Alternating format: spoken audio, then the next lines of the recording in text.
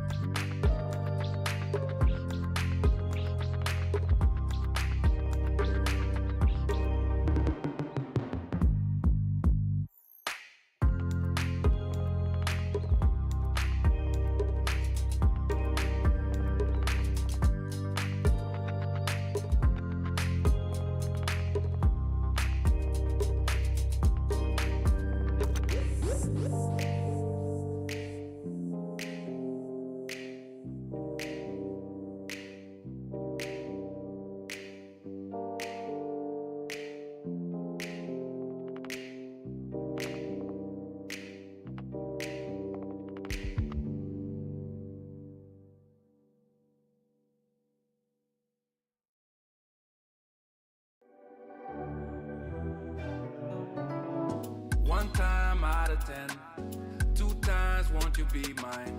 We just can't pretend. This love thing can take time. 3 times then I'm in. I heard through the grapevines, you missing our playtime, girl. Your beauty make 'em bow down. I need that body right now, yeah. The love will never die down. Together we can fly now. So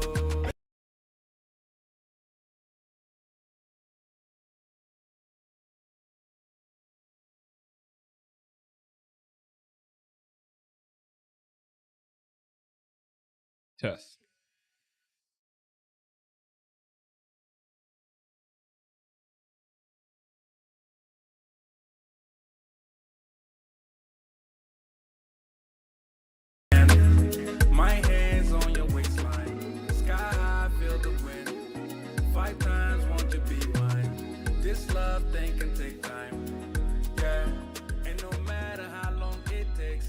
Okay.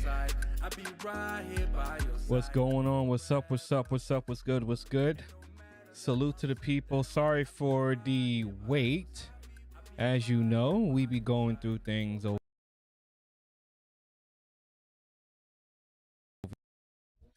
The goings are going right now. I don't know why this is happening, but we'll just have to manage. Let me see something real quick. Let me see if I can just. Yeah, I don't know. Let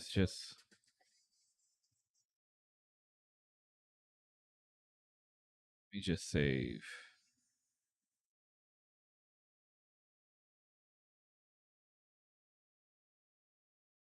Yeah, I don't know why this is happening. So we're having some issues now. Okay. So we'll just kill this for now.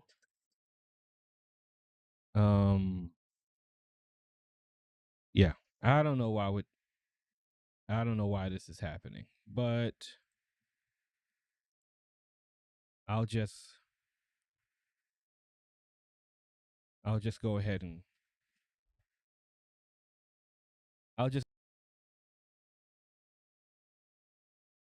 go why the mic is doing that now. So we don't know.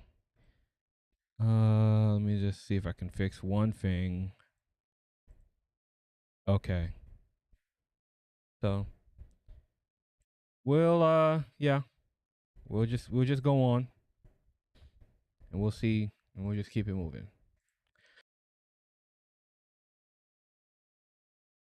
Hey, what's going on, people? Back at it again with another live stream.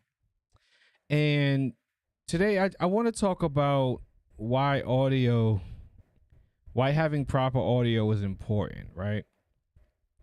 So yeah, this is not a stream to discuss like the actual discussion that they were having. I don't really care that much about the discussion they were having. It was kind of silly. But I noticed something when I was watching this live stream. NH Creator Summit live stream as well too, right? So I'm going to talk about why having proper audio setup is so important when it comes to presenting, when it comes to content creation, and why these issues don't only just matter to small creators or individual content creators, but this also applies to everyone, right? So this applies to everyone. So let me go ahead and just get to the audio.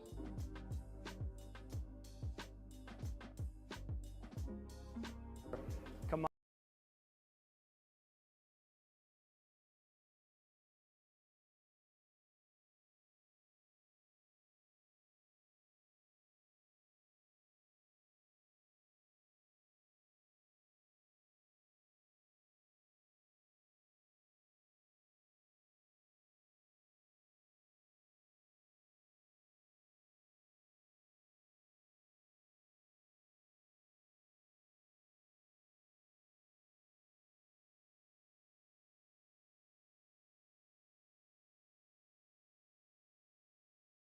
Because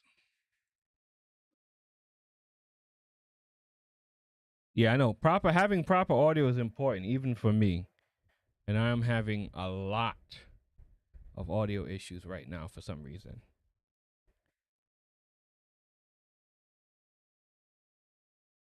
Hey, yeah, I did start early because everything was working. And now that I'm going, everything is not working.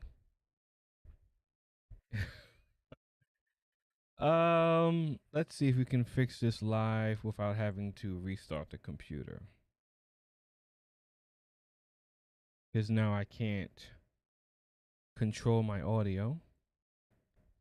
There you go. Air trumpet's back. Let's see. Okay, let's see. That's my answer. Better than President Johnson, who signed the Voting Rights Act? And for you to start off a question and answer period, especially when you're 35 minutes late because you couldn't get the your realities, what's going on. Salute to Roster Realities. So I don't know what's going on right now. Haven't actually used my computer in like 4 days. Don't know why what's happening. We're just gonna go ahead and get through it, and hopefully, you know, things work. So again, what I want to get into is around. They're bad people. That falls on. They no longer are bad 100 years, and they'll. So first, let's talk about what type of gear they're using, right?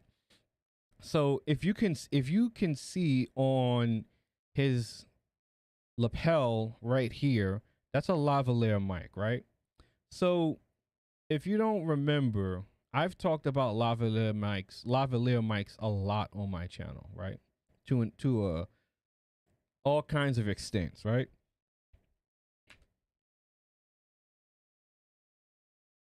So a lavalier lapel microphone, right? And I think the issue is with the music again. So I might just go back to Pretzel Rocks. Okay, we might do that. So this is an example of a lavalier mic. Okay, so that's pretty much the base example of what a lavalier mic is. It pretty much is, right? So what they're actually using is a lavalier mic with a system attached to it. Lavalier. So this is a mic system. So what a mic system is this guy right here, right? So what this pretty much is, if I'm not mistaken, because I've used this like once or twice in my time. So this is the lavalier mic here that attaches to your shirt or blouse. This is the wireless system that gets attached to the person. There you go. Perfect. So this is it. So this gets attached to the person. The lavalier gets attached to the lapel or the blouse. And that's how the person is heard. That in this receiver transmits the signal to this base station here. Okay. So this is effective in conferences, in large spaced out meetings and conferences and interviews, right? In conventions. So this is a $309 system because this has like about 4x40 channels and body packs. So they're called body packs. Okay. So we're going to come back to this. So anyway, as you can see here, he has the lapel attached to his suit, and the women do as well. Okay, you can't see. There you go, the black dot right here, the black dot right there. So when you see the black dot, that is the lapel mic. Okay, so the reason why I'm going over this because I found it interesting. Such a big event has such horrible audio issues, and you're going to hear them say that. The deputy has since case, but I saw something, and it depends.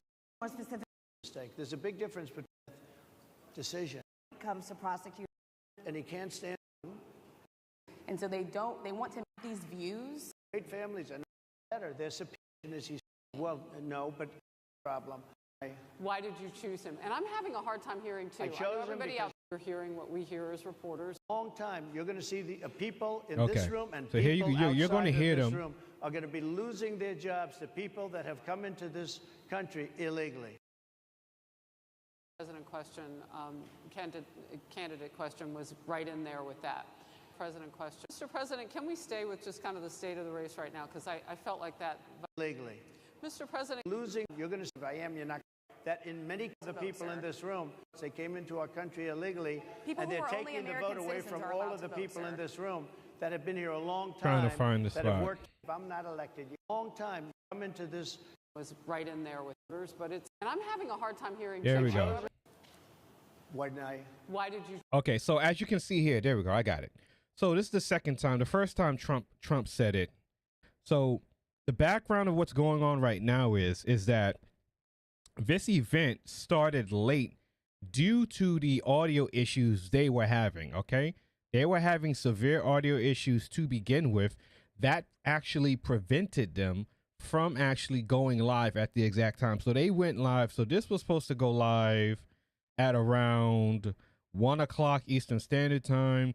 They went live about an hour late because of all of their tech issues that they were having. And Trump addressed it a couple times, right? So the reason why Trump addressed it is because he can't hear them. And I'm going to explain to you why he can't hear them, right? So as you can see on this large stage, and again, this stage is so big because also Kamala Harris, the current vice president, was supposed to be there, but she was not. She did not show up, okay? So Kamala Harris didn't show up. Let's see. Okay. Okay, so we got it. So we got some music going now. Okay. So Kamala Harris didn't show up, okay? So they have this wide stage where you're supposed to fit 1, 2, 3, 4, 5 guests on the stage. That's where the lapel mics come in. So the way the audio system is set up, I got 1925 on the timestamp. So let's zoom out. Okay. So as you can see here, right? The way audio's convention conferences setups are situated like this is that the speakers are facing the outwards towards the audience, right? So the audience has a separate set of speakers that faces the audience so that they can hear what's being said. The way when that is set up like that, when you're on stage, you are going to have a hard time hearing what is coming out of the speakers that is facing the audience, right? It's a really weird audio effect, but it's real. I've been on stage and you can hear everything that's coming out of the speakers. No, you can't. You can hear everything that's coming out of the speakers, but you can't hear the people, right? Because the people's audios wasn't really connected properly through the speakers for whatever reason. They was having really strange audio issues, right? That's why they can't hear each other. So if you don't notice, you have Trump on the far left and you have this woman on the far right. Then you have this woman right next to Trump, and the woman after that a few spaces away from Trump, right?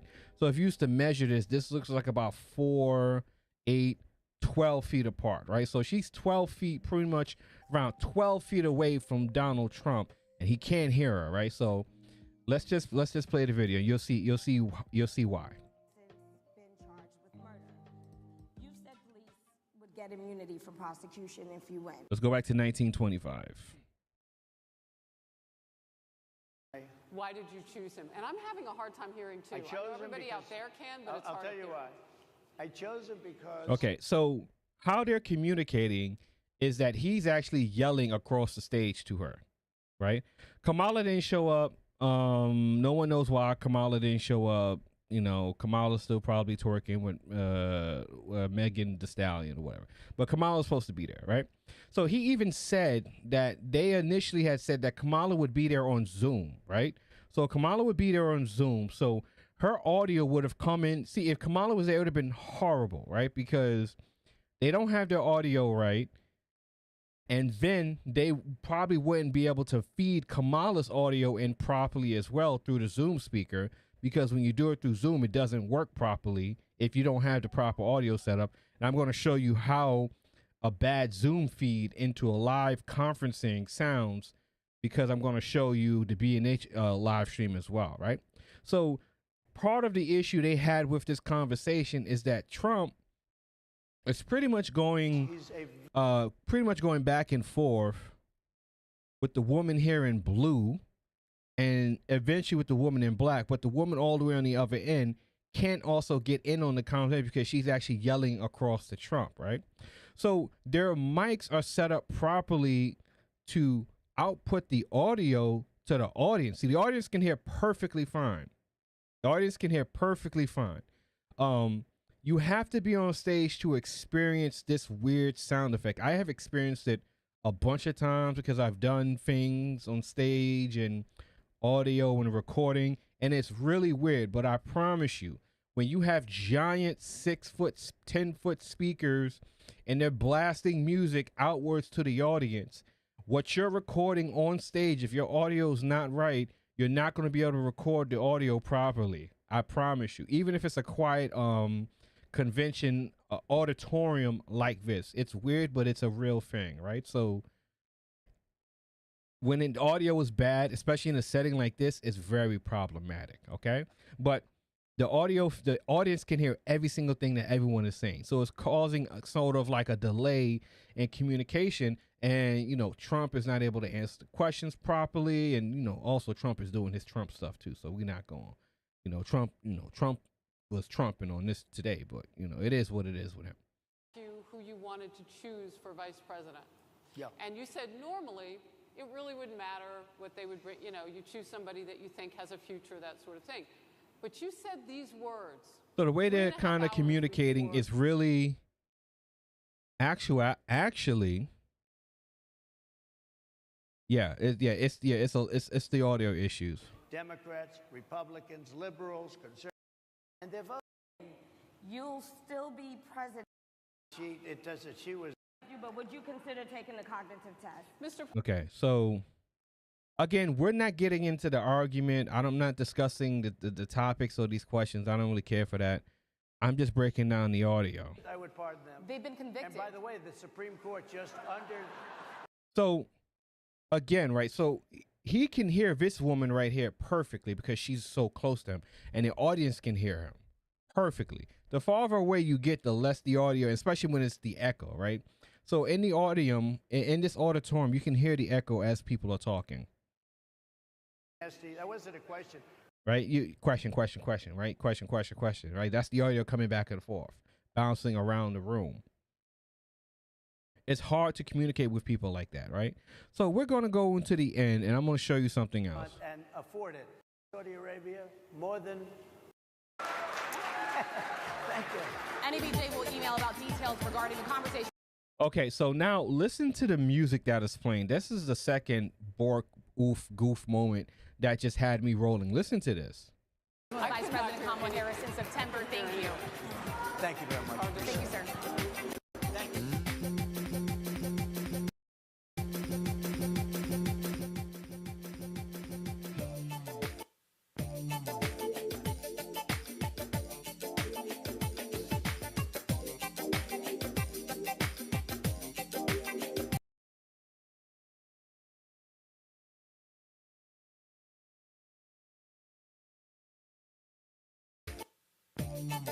Yo, did y'all hear the audio skipping?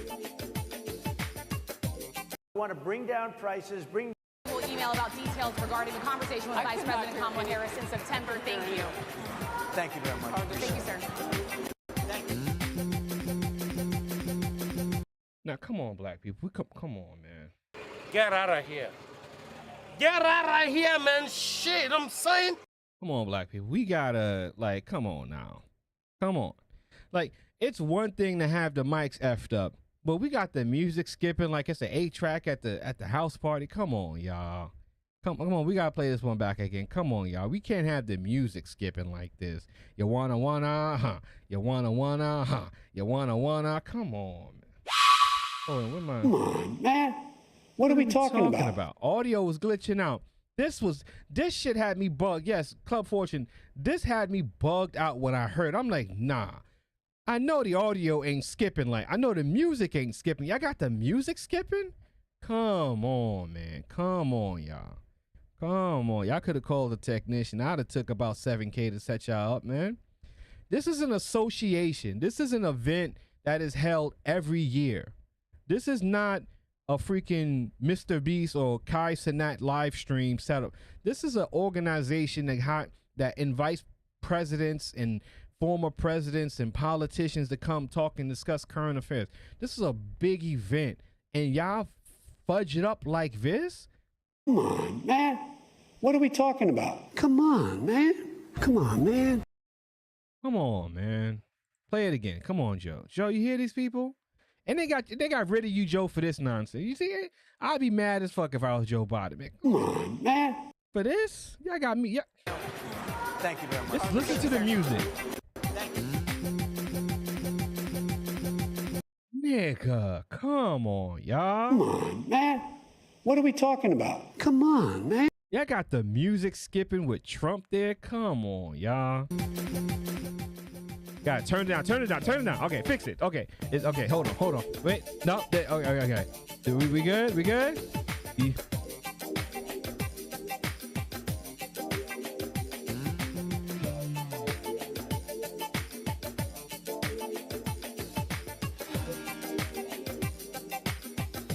Yo, whoever they had on the switcher in the back of the room needs to get a tongue lashing, right? Now, I can't find when he first said it. And it's just campaign. They don't ask. The deputy has said. Are you talking with the water? It happens. I like it. A mistake. And well, documents got Miserable at that if you important thing not have children. President, can we, became a. why did you choose J.D. Vance?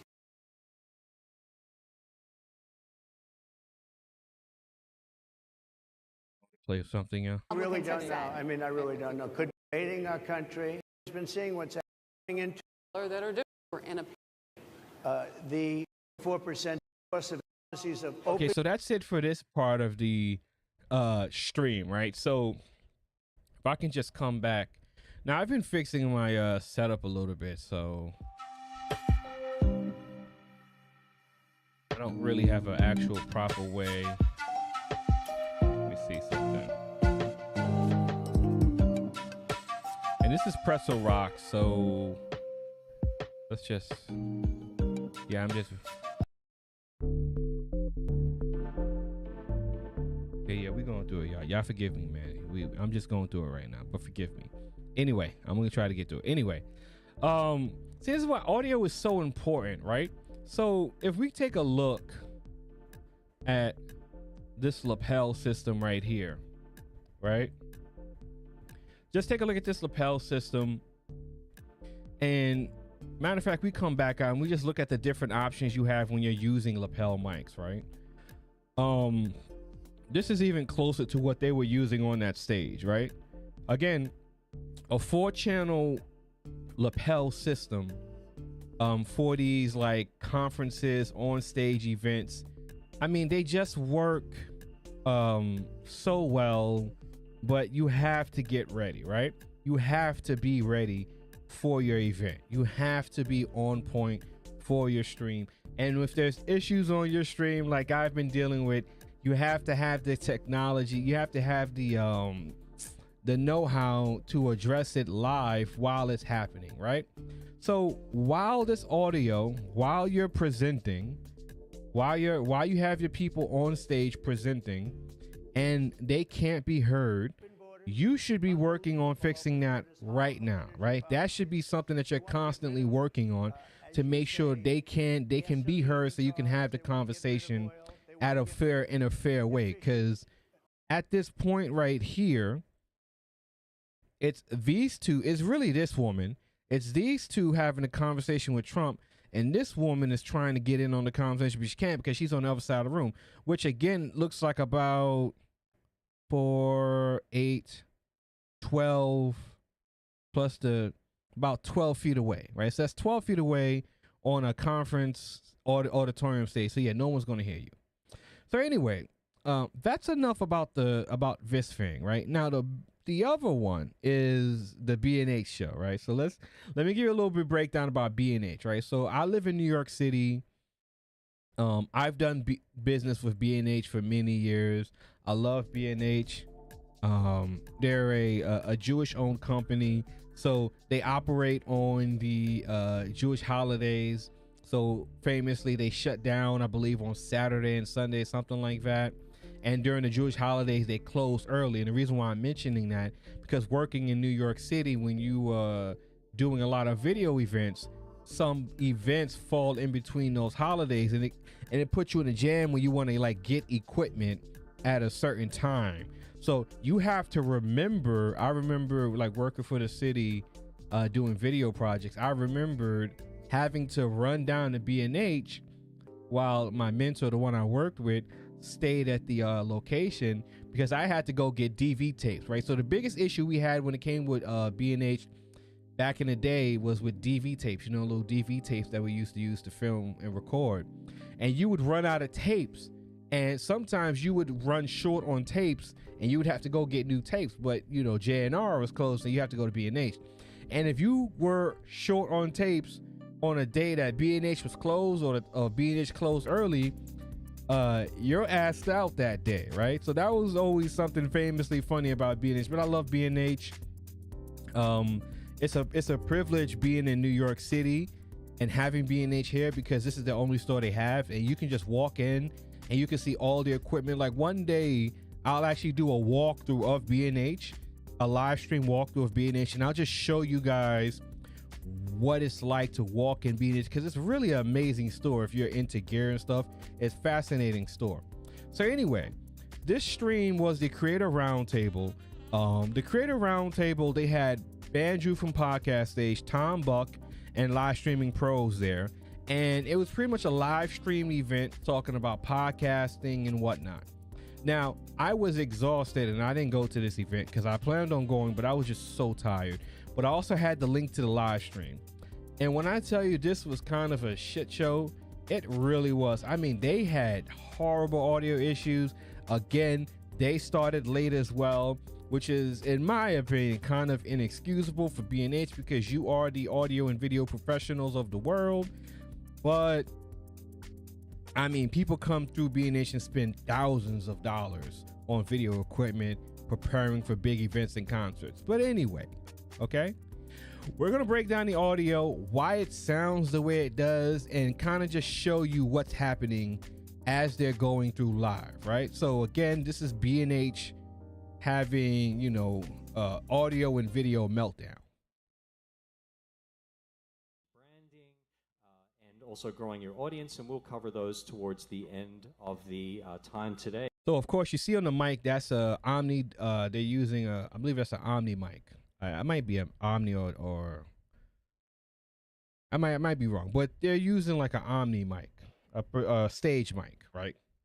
I'm a little foggy with this mic because I don't use those mics. But as you can hear, listen to the audio. Hey, and just to remind you that education doesn't end here at B&H. It doesn't end with an event like this. We have what you're hearing in your ears, and I hope you can hear it because I got my headphones on, is that the audio is pulsating in and out, right? It's going in and out, like the compressor is too high. There's too much static. There's too much static. There's too much static, and it's affecting, the connection of the audio, right? Experts on staff here, available in store, over the phones, and via. And that's what it really sounds like, is that the sound from the speakers is coming back into the mic. A chat, and you can reach out to them, and if you have any questions about how to accomplish your content creation, and it also goals, sounds like the noise gate as well. Help you. That's part of what we do here, and what makes B&H a special place. So I would like to. Yeah, thank you for having me. Okay, so now this is Bandrew Scott. I wanted to go see the Bandrew, but Bandrew wasn't there, so I'm glad I didn't waste my time going. But so this is Bandrew. So Bandrew is coming in on like some kind of screen through a Zoom connection or whatever. So as you'll see, now again, this stream, the main horizontal stream is outputting to 1440p. The vertical stream is outputting to 1080p. The video quality that you see on screen, this stream is in 720, and we'll bump it up to 1060 so you can see. This is the best representation of what you see when Bandrew comes on screen. And I'm sure you'll be able to fill us in with some of that too. I can do my very best. And we have joining us from an undisclosed secret location, Bandrew Scott. Yeah, thank you for having me. You weren't able to make it in person, but thank you so much, and thanks, mad props to our team here too for figuring out how to do this over Zoom. So, Bandrew, why don't you tell us a little bit about yourself? Yeah, thank you for having me again. I'm sorry I can't be. Okay, so this is how Bandrew's coming through on the speaker. Now, I'm not.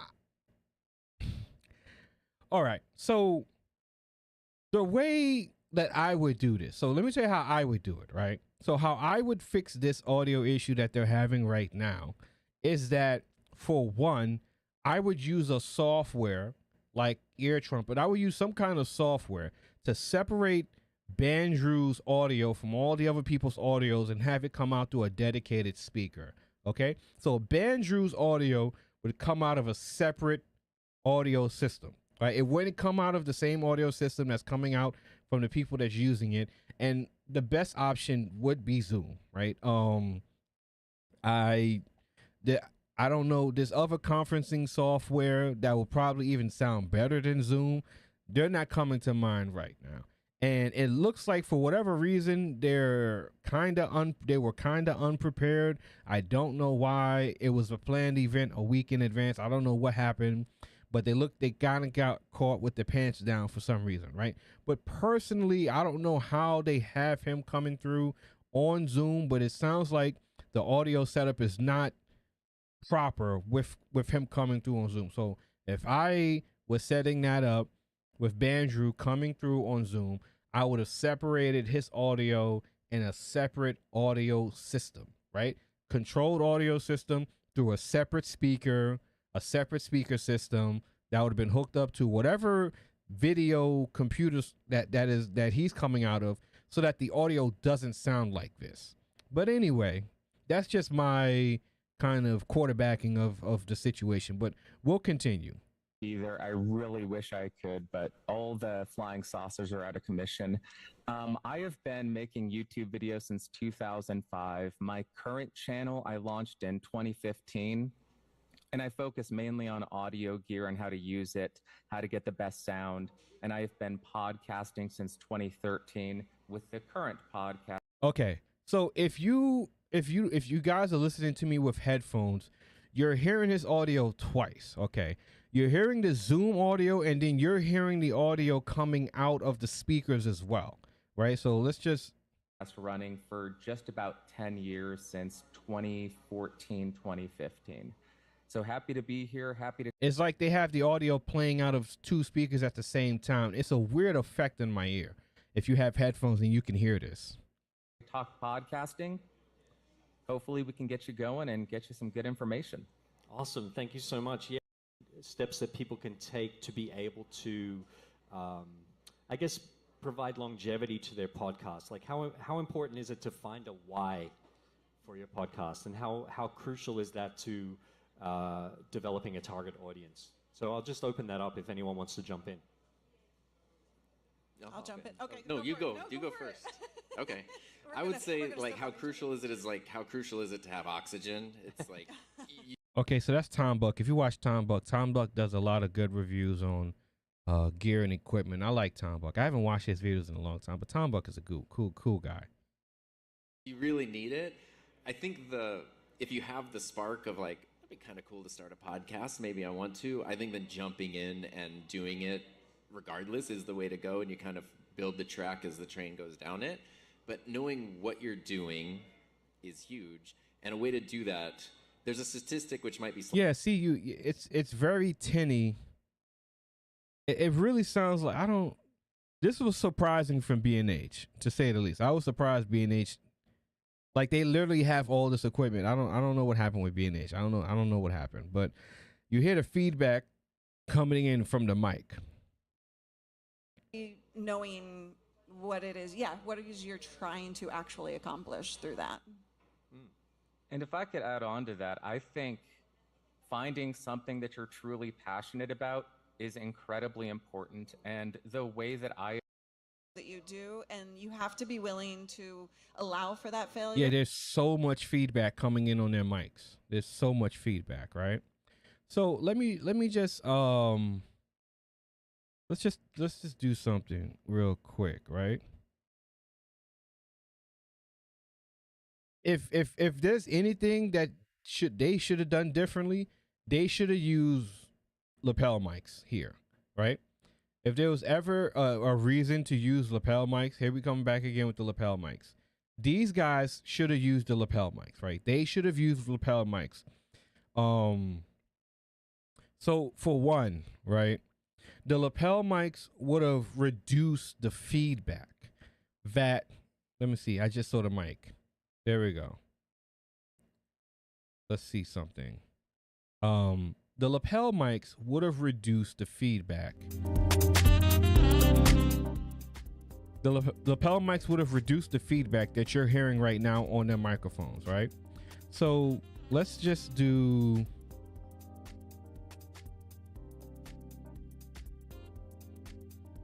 Okay. So this is pretty much, they're using like a dynamic kind of microphone, right? Like something like this, right? Plugged in through XLR, okay? The mics right now are giving so much feedback because the mics are so hot, right? So remember, like I've talked about this multiple times, when your mic is all the way up here and you don't have any treatments in your room and you hear everything and it gets kind of tinny, that is a hot mic. Like that is WebEx. Yeah, so welcome La Sound. Yeah, WebEx. Let me see what WebEx is. I'm going to look that up right now because I've never heard of that. Let me see. I think there could have been a lot of sign in for group chat, video calling. Oh, okay. So let's look at WebEx. Okay, WebEx. This is WebEx. I am going to save this and I'm going to take a look at this. I've never heard of WebEx. Welcome to the chat. Welcome to the chat, guys. Welcome. We are live on the horizontal and the vertical. Salute. WebEx would have been better. Media uses that frequently. Okay. I have a lapel mic. It's a wireless one though. The audio sounds a bit stuffy, muffled. I'm going to have to try and clean it up. Yeah. So the reason why it sounds stuffy and muffled, right, is well, one, you gotta, like, you know, post process your audio, right? So even if your audio sounds like this, right, if you have the proper treatments, you can fix it, right? Let's see, Dante routing would have helped too if people are into that. Let me look up what that is. Let me see what Dante routing is. I've never heard of that. Let's see what that is. Device routing. Okay, so that's like what I use for my audio called Ear Trumpet. Let's see. Okay. Ooh. Route AV signals between Dante enabled and video. Ooh, okay. See, and again, like this is looks like LaSound. What do you do? What do you do for a living, LaSound? LaSound is dropping the heat in the chat room. LaSound, are you an AV guy? Are you an audio visual setup presenter? Do you work in the control rooms? Are you back there on the switchers? You dropping the heat in my chat room. I appreciate the information and the knowledge. You know, sharing is caring in my book, and I appreciate it. I've never heard of Dante Controller either, and that looks like a good piece of software as well. I will check that out and mess around. I would take a look at that. Monitor bandwidth and latency. So yeah, that's perfect stuff, right? So from what I'm guessing, from looking at the B&H presentation, it appears that they were caught off guard about something. I'm not too sure why, because they look really unprepared. And again, B&H has all the software and all the equipment there to do these things. Like they have everything. Like you can go to the third floor, you can see all the switchers, the software, the multi-band switchers, the video switchers, the home entertainment stuff, the cords, the cables, the cameras. Like they have all of this stuff at their store. I don't know what happened, you know, what went wrong, what's going on right now, why the presentation is coming out the way it's coming out. But I just think, man, I think Zoom, there's probably a lot of, like, I don't do professionally anymore the pro video stuff like this outside of just doing stuff on YouTube.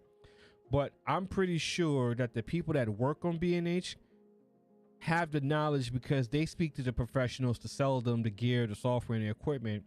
There should have been another option available besides Zoom. Like, with my knowledge that I have available to me, at the very minimum, I would have separated the audio output on Banjo Zoom call just so we can get better quality audio. But Anyways, quarterbacking. Let's get back into it. Getting somebody to help you is absolutely valuable. However, it may not be your first step, right? Because you can do enough or understand enough just to get it out so that you play with formats. So that I just want to like start this conversation on, yeah, we can get into all of the gear and dive deep. But first, there's so much gear out there. Back when I started, back in the day, there was a drastic difference between audio gear and the more or the less expensive stuff was. So really I don't think there's any excuse except in extreme situations not to sound good. Because you could get a $20 microphone, a $10 cable, a $40 interface, and get really great sounding audio. Let them know, Andrew. Let them know with your, with your Cybertron audio coming in. Let them know. Let's hit that back, man. Let's rewind it back, man. My man Banjo coming in with the heat. Looks like you changed microphones. Yeah, I changed microphones to prove Illyria's point. I am on a $20 microphone right now. Nice. So really my man Banjo. Don't tell him, show him. I used to be in the arts, but I'm into audio branding for hospitality and equipment training now. Very early beginnings. Okay, that sounds right up the alley of what we got going on right here. I used to be in the arts, but I'm into audio branding. Audio is too easy to get right. Now that we have the technology, even on a simple level. Yeah, like what podcast stage is saying right now. Like, it is so easy. You can get your audio going for about $80. Like, you don't need to drop thousands of dollars to have quality audio. You just have to, put the square peg into the square hole and then connect it to the triangle peg in the triangle hole, and you're good to go. And make sure everything is working properly after that.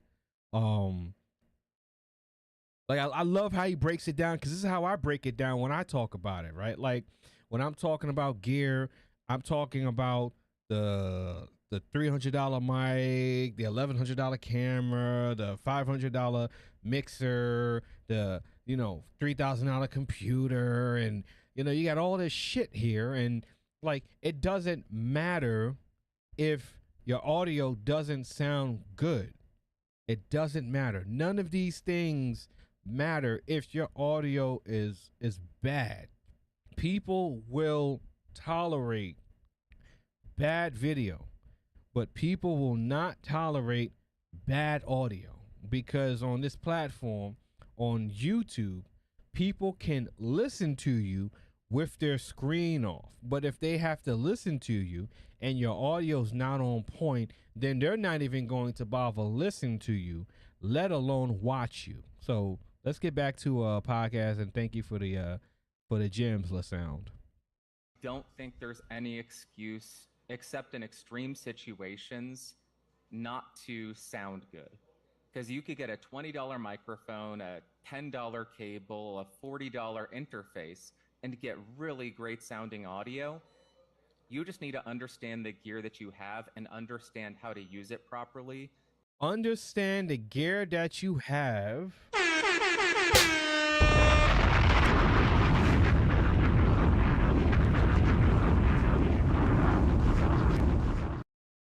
Damn, that explosion goes for long.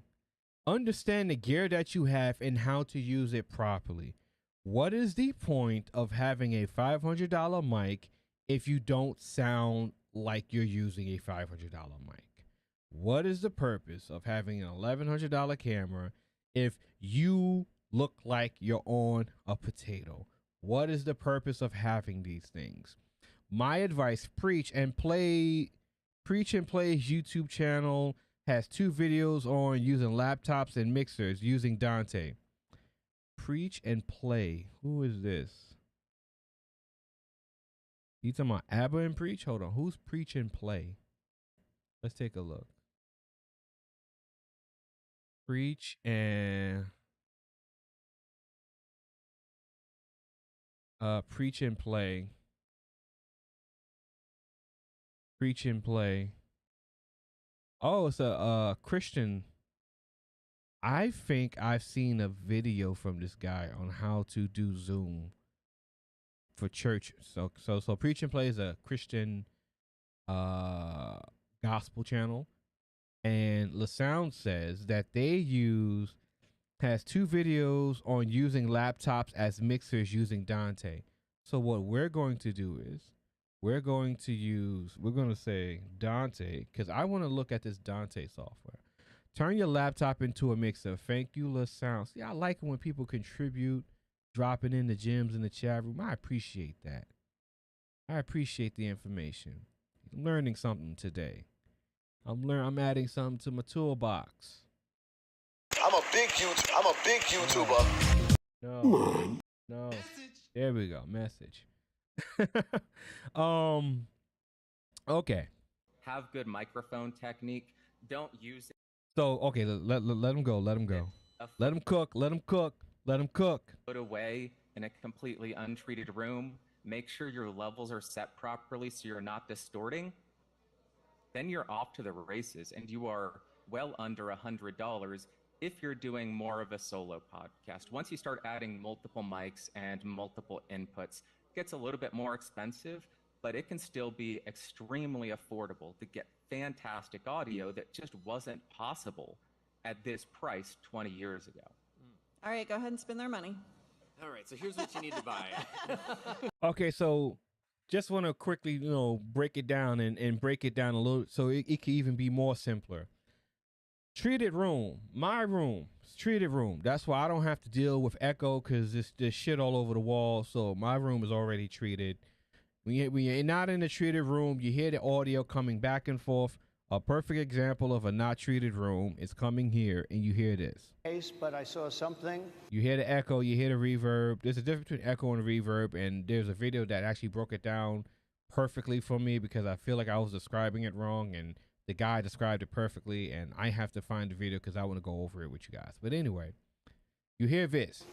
And it didn't look. It didn't. You hear look the good to sound me. coming It back didn't- to you, right? That's what happens in a non-treated room. But microphone technique, right? Crowding the microphone, giving the microphone the proximity effect. That's not proper microphone technique, right? Talking too far away from the mic, not talking directly into the mic. You're talking over here. And then peaking, right? So not checking your levels, right? So when I learned how to use audio equipment, and I was taught how to use audio equipment at a very young age, as far as back as early days of high school. Okay, so when I learned how to use audio equipment, I learned the best place you want your audio is between 5 and 15.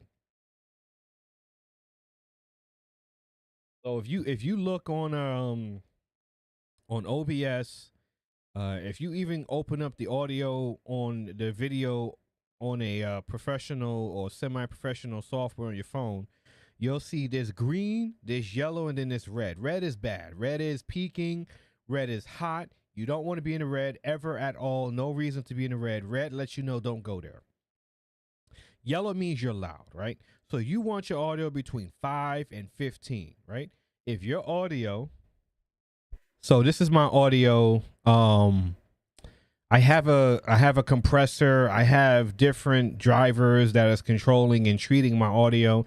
So I really can't make my audio go that higher unless I turn everything off. But this is as high as my voice goes. This is over 5. So this is 4. So the levels are from 0 to negative 60 dB, right? So this is between -5 and -4 dB. This is super loud, right? You hear everything. You hear the mouth movements, everything, right? So you bring your mic down and you check your levels. And now your mic you want your mic low but not too low so it doesn't hurt people's ears. And then you don't want your mic too bassy, too much in the mids, too much in the trebles. Even if you have a bassy voice, when you work on your audio, you take the bass out of your voice, right? Because I know it sounds great to have a deep voice and to be in people's ears like that.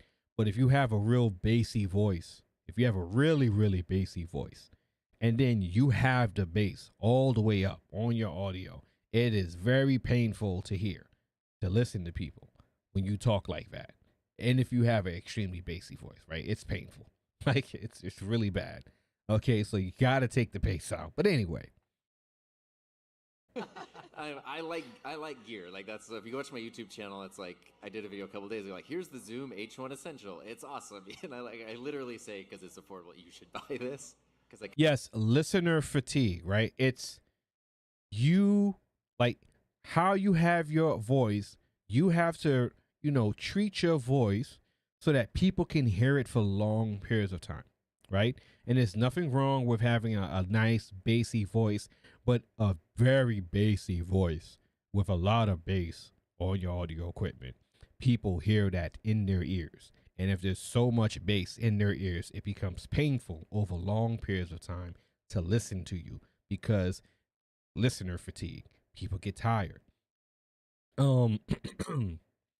And then if you have a really high voice like this, and then your audio is even higher than that, that becomes annoying as well because now it's super high and now people can't hear you because the high frequencies are irritating people's ear just like the low frequencies are irritating people's ear. So you have to find balance. It's very tiring to do that stuff. So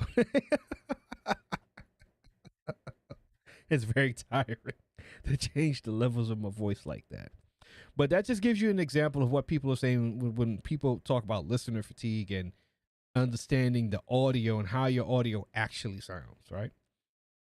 I kind of think a lot of people should, if they do think. Anyway, gear's really fun. That's where my talking about gear comes from. But a thing I also try to say a lot whenever I make anything is I think it's important to start with what you have and then upgrade as your specific needs become apparent. Like Bandrew there, if you look at Lurie and our channels and stuff and what B&H is doing here, these are all totally different use cases.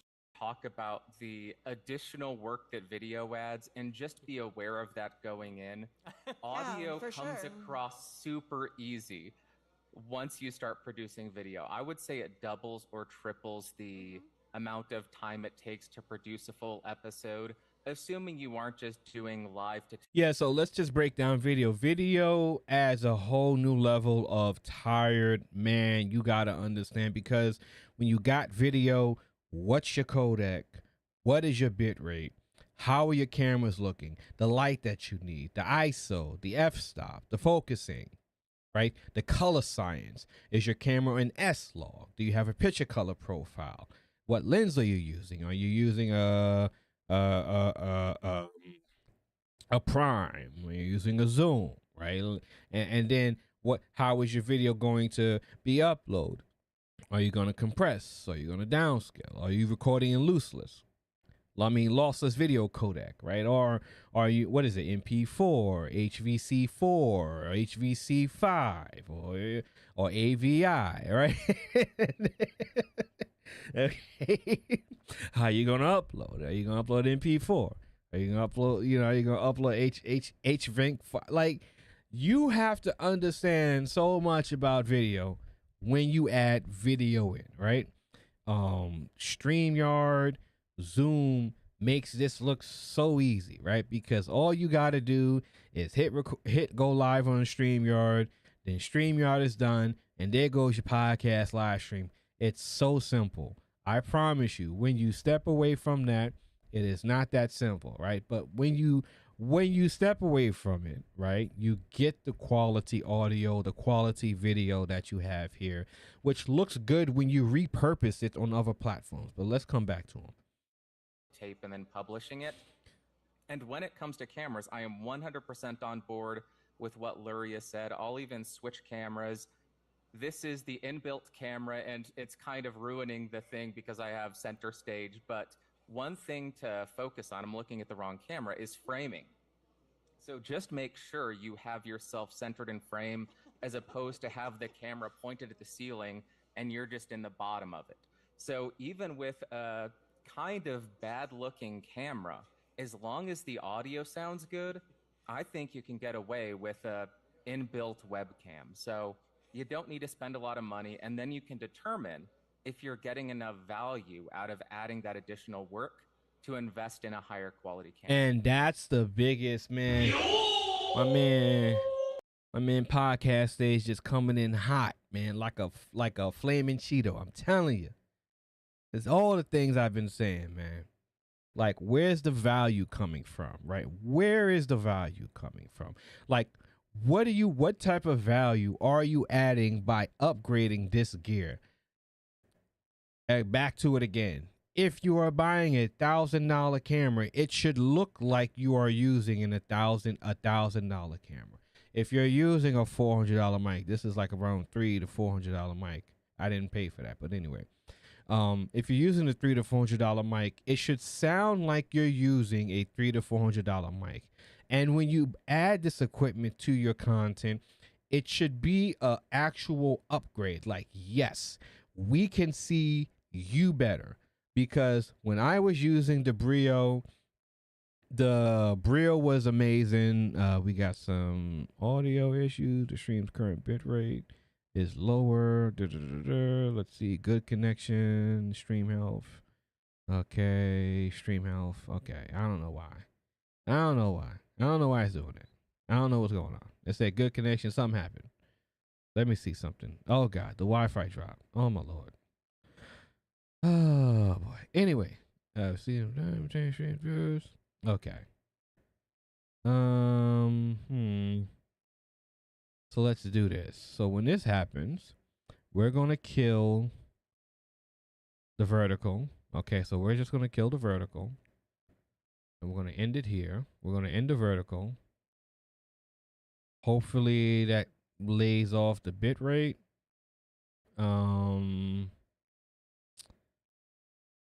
4. Okay, so we're having stream issues now. Okay. Anyway, I don't know what's going on. Okay, we should be getting back to it. Okay, looks like it's getting back up. My bit rate dropped all the way down. What happened? All right.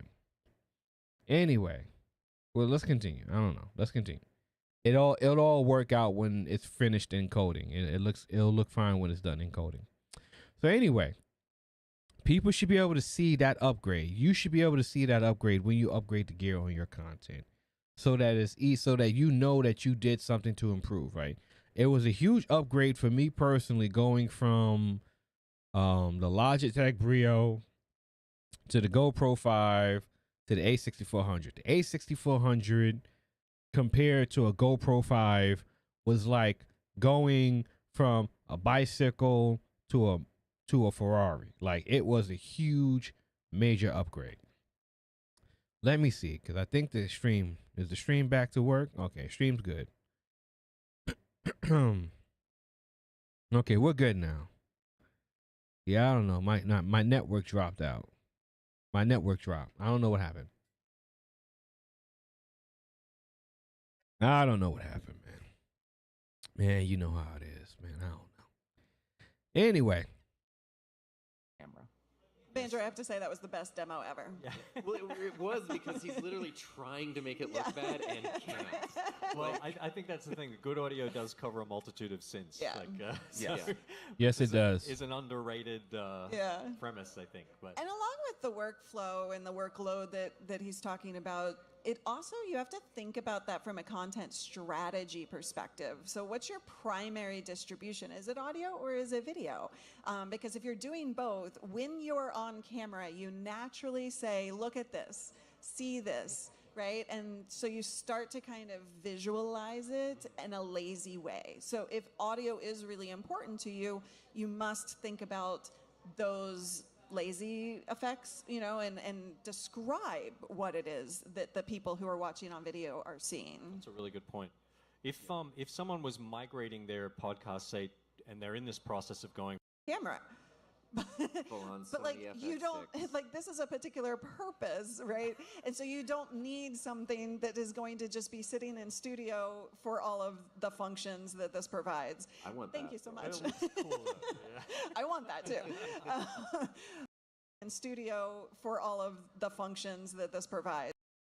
Obviously something, maybe not obviously, but my recommendation is something that's set and done. Like, if you use your phone, you're going to be pulling that in and out of production, and that's going to stop you. You're going to find a reason to excuse away doing this podcast because you have to put it in and you have to set it up again, right? So looking for something that is desk mounted or, you know, tripod mounted or otherwise is the ideal way to go.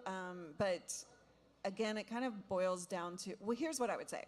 When it comes to video for podcasts, you don't need very fancy camera gear. Come on, bring.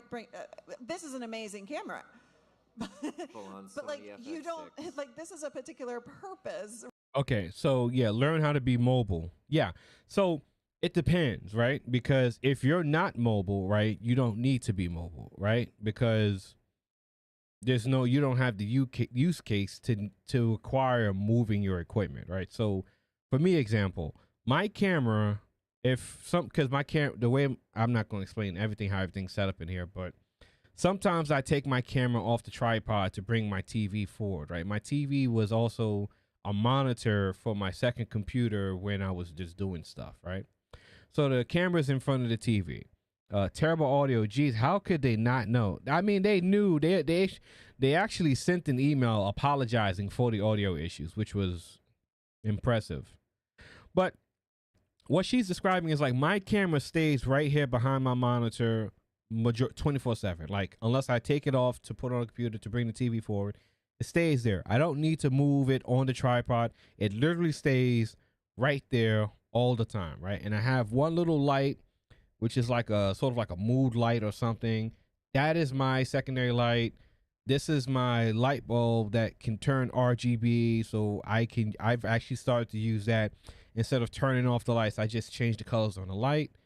And I have my nano leaves, right? My nano leaves don't move. So a lot of my equipment that I use to create, my streams are very stationary. I don't need to move anything. Literally the only thing that I move is my secondary portable 240 hertz monitor that sits on my desk. So this is my secondary display that you're seeing this video screen on. That's my second display. So that's the only thing that's part of my setup that I pick up and actually set up. Everything else, I literally just plug the cables back in, right? So I have a dummy battery in the camera. I unplugged the dummy battery because the battery is actually, feeding electricity into the camera. So I unplug it and I leave it unplugged for long periods of time. But that is really it. That's literally it, right? So what she's explaining now is that you don't need to go overkill on gear for your setup, right? So what they're looking at right now, I believe that's that Sony kind of cinema camera. That's like a $5,000 camera. Okay, so perfect example is when people talk about MKBHD. MKBHD has the red camera, and I seen that red camera in the pawn shop is like $9,000 camera, like just for the body alone, not even with a lens. Perfect. He's a multi-millionaire. He has money to burn, to spend on that. Most people don't. You don't need that, right? Most people, if I'm even being frank, don't even need the camera that I got, right? Because I got that with the Sigma 1.6 Sigma lens that gives me this bokeh effect that you see when I do this. Okay? I miss doing that. That's so much fun. It was so much fun. But anyway, like most people don't even need this camera, right? Right. You can just get a A5000 for $200 and call it a day. Or you can get the Elgato face cam for $200 and call it a day. You get a Logitech Brio for $100-something and call it a day, right? You don't need to get that camera, right? So what she's explaining is just going overkill for gear to do kind of work and create content that it's not really required. Right? And so you don't need something that is going to just be sitting in studio for all of the functions that this provides. I want that. Thank you so much. So what she's saying, so what the benefits of that camera right there is that is a mobile studio film quality camera, and it can do a lot of things that is very powerful and beneficial for high quality production work, which is amazing. Which is if you own that camera, you did camera work as a living, you're in good shape. You can go, you have your rig, the lighting, you're good to go, and you could work and provide third, fourth, fifth, sixth level types of shots to any type of production that you're doing. However, if you're sitting in your room like me, or if you're sitting in a studio that you rent, like the Whatever Podcast or like Fresh and Fit, that shit might be too much for what you got going on. It might be a lot. It might be too much for what you got going on. If you're sitting in your room like me, there's no reason for you to have that. That coming back to the car analogy, that's like parking your Cybertruck out in front of the projects. So you can understand what she's trying to say. Imagine you just bought a Cybertruck and you live in the PJs, so you park your Cybertruck in front of the PJs. That's what she's saying. So you can understand the analogy, okay? So we can understand the Cybertruck. You know what a Cybertruck looks like, and you know what the projects look like. So imagine Cybertruck in front of the projects. We got you? Got it? No, there we go. Okay, where's my... Get out of here. Okay, we'll use that one. Get out of here, man. Shit, I'm saying. Yo, I'm rusty with all my sound effects. Y'all forgive me. I want that too. But, thinking about something that's just simple and has simple features for this particular purpose is the way to go, in my opinion. Yeah, I think it's important to think about why you would want to upgrade to a camera. Like, if you're just looking for clear video, you don't need to, because your phone will do it, or just any webcam will do it, like clear video. What people probably want when they're looking at a real camera is they want something that stands out and looks really different. So that's usually some element of background blur. I'm looking at Bandrew over here a little bit. Like, he is very crisp and clear. His background's a little bit out of focus, but you can still kind of tell what's there. That looks very different than what a phone can do. You can also play with lighting a lot more, because more dedicated cameras, even ones with the... Yeah, so the reason why I got this camera is because I wanted to do stuff in 4K. And I used to stream in 4K.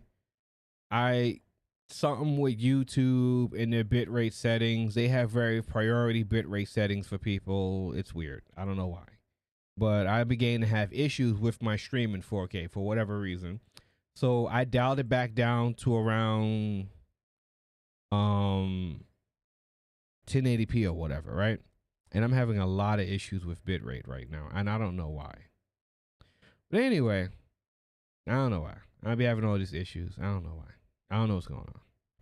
Anyway, I got to fix my computer. Anyway, I got a lot of stuff going on. So, this is a great stream. I want to get to this preach and play thing, though. I want to get into this preach and play thing. I want to see what this guy's talking about. Let's come here. Dante training. Using Dante to turn your laptop into a mixer. Let's see what he's talking about.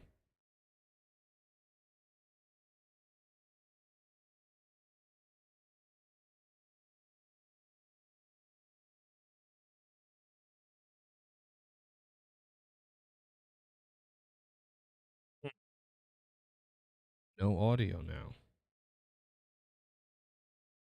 See. Welcome to Preach and Play Live. Oh, wow. Okay, so that was not me. That was him. Wow. 30 seconds of Focus silence. on ministry and play, which is not only to teach music and music technology, but also to teach media and media technologies, so that ministries can get out of 1995 with their technology and get into 2021. So many churches, so many musicians are being left behind because I am a church planter. I know the difficulty. Talk about it real quick. Many musicians, everyone, they go out and they want to begin to. So as you can hear his voice, right? This is kind of what I was talking about with, this is what LaSound was saying, and I was expounding upon the listener fatigue, right? So if you hear his voice, he has a very bassy, deep voice, right? There's nothing wrong with that, right? But as you can hear, the frequency of the bass is like really deep, right? And any musicians, everyone, everyone, like right there. They go out and they want to begin to So when you're hearing this, right, you're kind of hearing this like right here, like in your head. And if that was even more bassier, right, when we're talking listener fatigue, you would get a little exhausted listening to this, right? Not saying because his voice is annoying, it's because the frequency that the bass is coming in on will exhaust your ears. start doing some recording. And so most musicians go out and buy an audio interface, right? And the audio interface that you can buy, this is one that I bought years ago. This is a Sapphire Pro 24 DSP.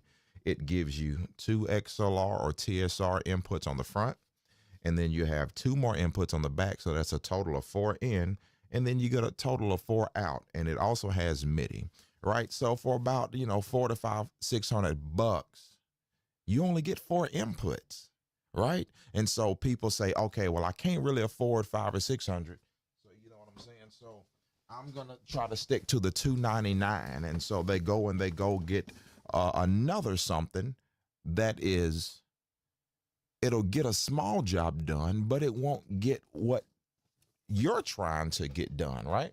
So not only do musicians audio signals on a network, and I know it sounds complicated and there's a small learning curve, but if I can understand it, you can. Yeah, when you're doing the audio signals on a network, it is a learning curve. But when you get it, it runs effectively when you get it. But it's a learning curve when you're doing audio like that. And I'm going to illustrate for you the value and the possibilities of Dante.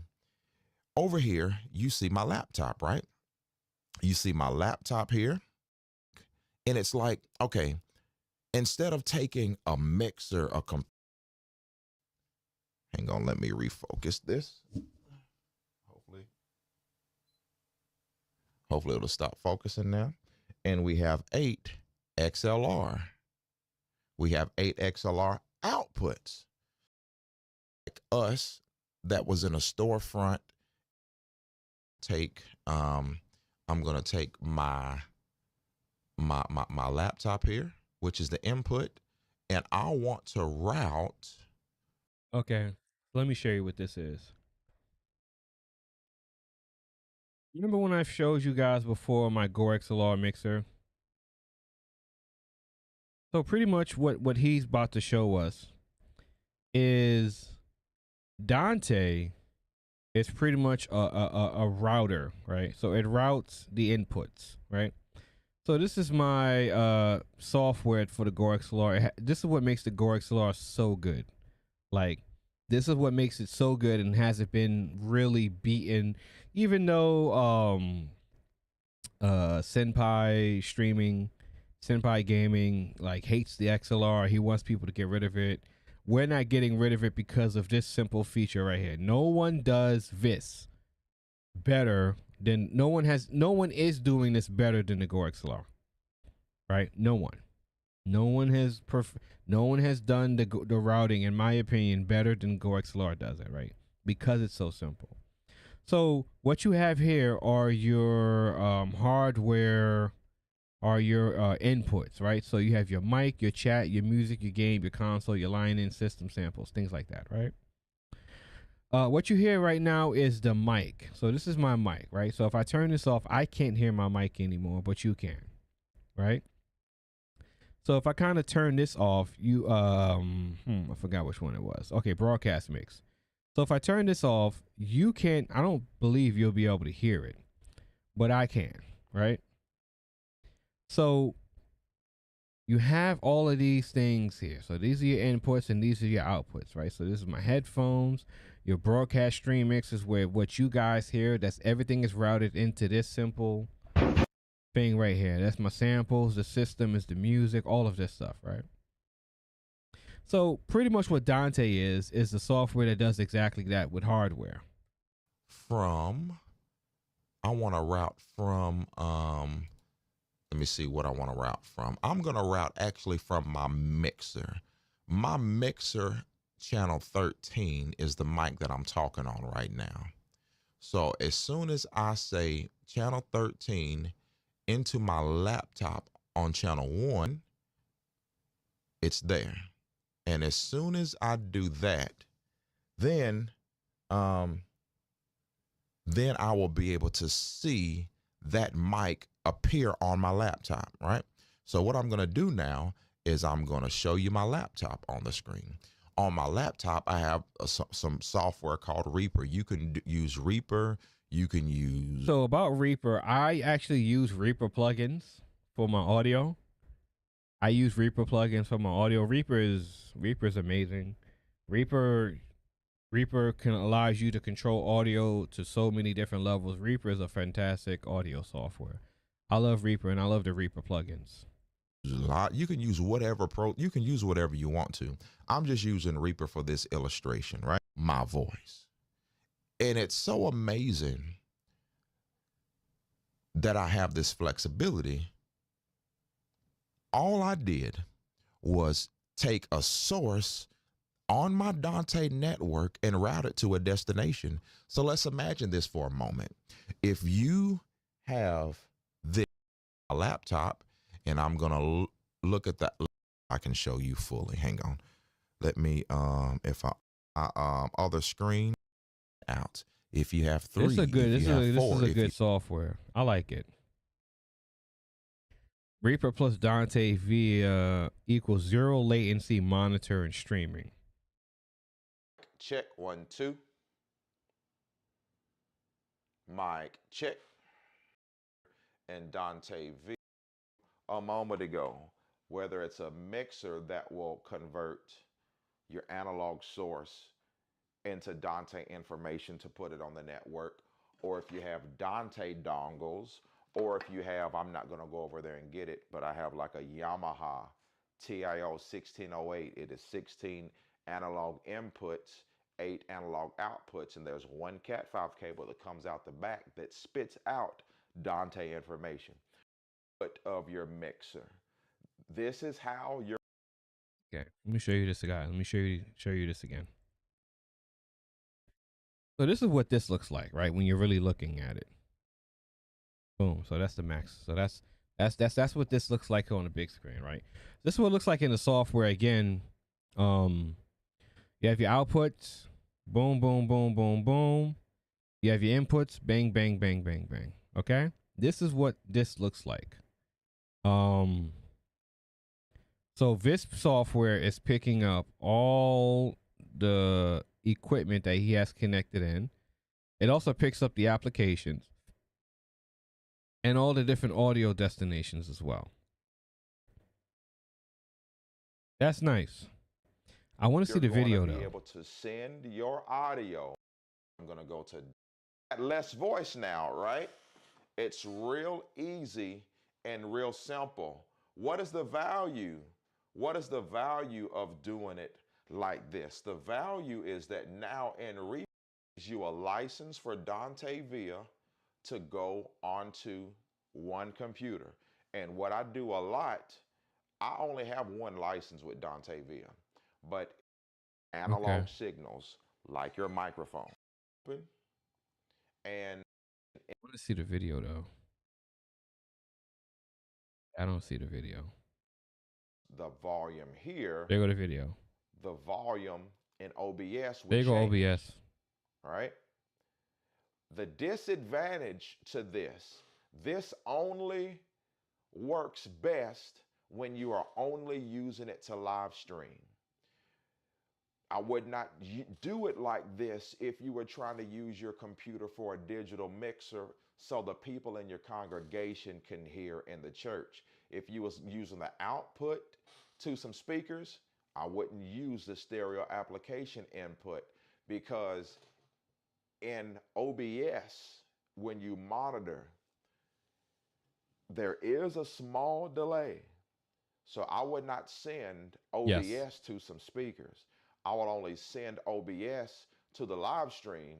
And then if I was the media professional in my church and I want to preview what the stream sounds like, then I would come to properties and then I would turn monitoring and output on so I can hear what's going to the live stream in some headphones like what I'm wearing.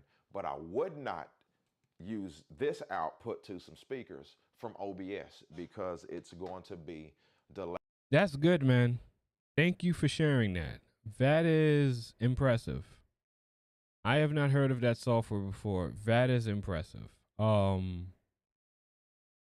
That's good. That's good stuff. Let's come back to the B&H. That's good software. The smallest sensors are still typically a lot better in lower light, and so that gives you a lot more Is how many people are going to be. So this is what it looks like in B&H, man. So this is like that studio booth in the back that they have. This is the first floor. So this is where they have like all the sort of like that's Sennheiser, that's Asden mics. On your podcast. Each guest will need to have a microphone and headphones. Dynamic mics are great for isolating clean sound for speech while minimizing background noise. For single-person podcasts, USB microphones offer simplified setup. Yeah, this is what B&H looks like. If you can see in the back, this is just the first floor too. Yeah, this is the first floor. This is the sound area. They have an area that's sound treated that lets you test all the high-end stereos. While maintaining quality sound. These convenient mics eliminate the need for a recorder or interface and go straight to the computer. Each microphone needs to be secured in place, and we recommend adjustable boom arm microphone stands. Arm mounts such as these can be mounted to most tables or desks. And the audience actually get any value out of that? Will it be humorous to them, or is it just an inside joke? The other thing is always, this is a very in the weeds kind of thing, but always remember fades and crossfades, because sometimes if you make a cut right when there isn't a zero, a null in the waveform, you will get this very annoying little pop and click in the audio. So yeah, so this is video editing stuff now. Audio editing, video editing, same thing, right? I don't really have a way of showing you guys this right now, so just to explain, so if you don't understand what he's saying, when you're editing audio, you have to use a crossfade to blend it in, right? Because if you don't edit an audio, you're going to hear that clicking sound because it's a completely different sound that you're blending into, right? So you have to crossfade the sound in so it blends equally, right? So the better way to do it is that you'll expand the timeline and do it frame by frame so the transition is seamless, right? That's advanced audio, advanced video editing stuff. But video editing and audio editing applies the same way. just remember your fades and crossfades between the audio to avoid those annoying pops, please. That was a great point. That's a pet peeve, yeah. I think the thing, I totally lost my train of thought for a second. You were thinking about pops and clicks. I was thinking about pops and clicks, yeah. I honestly don't remember what I was going to say. Oh, I'm sorry, Tom. We could edit this out, right? Couldn't get it right. It is fix it in camera, finesse it in post. And I love that. I totally stole that from him. Unique ways to use it than you might think. And there's like a million editing apps, So one thing to add on. Go to audience engagement. And being like on a platform where your audience is, or this audience engagement, how important is that to growing your audience? Absolutely vital. Like, audience is everything. Right. You know, if you're not building a relationship and a community with the people who are listening, then you're doing it to hear yourself talk. And hey, if that's the reason that you're doing it. Yeah, and a lot of people love to hear themselves talk, right? They're not really engaging with the audience. They're just kind of like talking to themselves for hours on end, right? What's up, chat? This is my dude, Tom Buck, in the plaid shirt. Yeah, Nick, this is at B&H in New York City. They had a creator roundtable for podcasts. This Bandrew from Podcast Stage, Tom Buck, and Live Streaming Pros, and they had a roundtable for about an hour, 2 hours, talking about different podcasting tips and tricks and gear and things like that. Yeah, the big purpose of like your podcast and your live streaming is really the engagement. You know, actually engaging with your audience, right? So a lot of people There are people that watch me and they do like, panel shows, right? A panel show is when you using a software like Zoom or StreamYard to go live, and then you have a panel where you invite people on, right? So the purpose of that is the engagement, right? But the engagement is now twofold, because you're engaging with the people on the panel, and then you're engaging with the people that are watching still in the chat room, right? So you have to engage both audiences at the same time. That different form of engagement is interacting with the chat still, and so I can't see much on the road. Yeah, no problem. Or talking to the people on the panel. Then go for it. But you're not going to build a sustainable platform of any kind if you're not paying attention to connecting. Like, Sammy is here, Stuart is here. They've been in my community for years. Like, I value Sammy. I think I know Sammy from another Facebook group. that so much, and it creates longevity, loyalty, when you actually get to know their names and something about. Yeah, so we should like talking like this, fostering healthy relationships with your audience. Keywords and emphasis on healthy relationships with your audience so you can build your community is important. It's beneficial for the growth of your platform as a whole, in your presence on social media as a whole. Them and connecting with them from that perspective. So you have to do that if you want any form of longevity or growth, really, because otherwise you're just going to wind up with a handful of people who listen and cool, be done with it. And that, let me come back. Let me hone in on that, because that's a really good point, right? That's an excellent point. To growing your audience. Absolutely vital. Like, audience is everything. Right. You know, if you're not building a relationship and a community with the people who are listening, then you're doing it to hear yourself talk. And hey, if that's the reason that you're doing it, then go for it. But And again, there are some people who it's called droning or prattling. Like, there are some people who enjoy just droning on, talking to themselves, right? Like, just on and on and on and prattling. And they like that, right? There are people who like that. There's nothing wrong with that, but there are people who like that. But if you don't like that, you need to, take a look and see what it is that you're trying to accomplish. Like me, when I'm live, like I'm kind of, doing a tutorial, doing a little bit of teaching, interacting with the chat. Like, I'm doing a combination of things, but I don't do it anymore. Like, I'm just not live to hear myself talk to myself, right? Unless I'm telling a story, but I'm trying to have different ways of engaging people. Like LaSound was in here. I hope, LaSound becomes a subscriber and comes back to the channel. Like, I'm interacting with people and we're, sharing ideas and providing value with each other. you're not going to build a sustainable platform of any kind if you're not paying attention to connecting. Like, Sammy is here, Stuart is here. They've been in my community for years. Like, I value that so much, and it creates longevity, loyalty, when you actually get to know their names and something about them and connecting with them from that perspective. So you have to do that if you want any form of longevity or growth, really, because otherwise you're just going to wind up with a handful of people who listen and cool, be done with it. And that's the worst thing, right? That's what stagnates you more than anything else, is people who are just there to listen, right?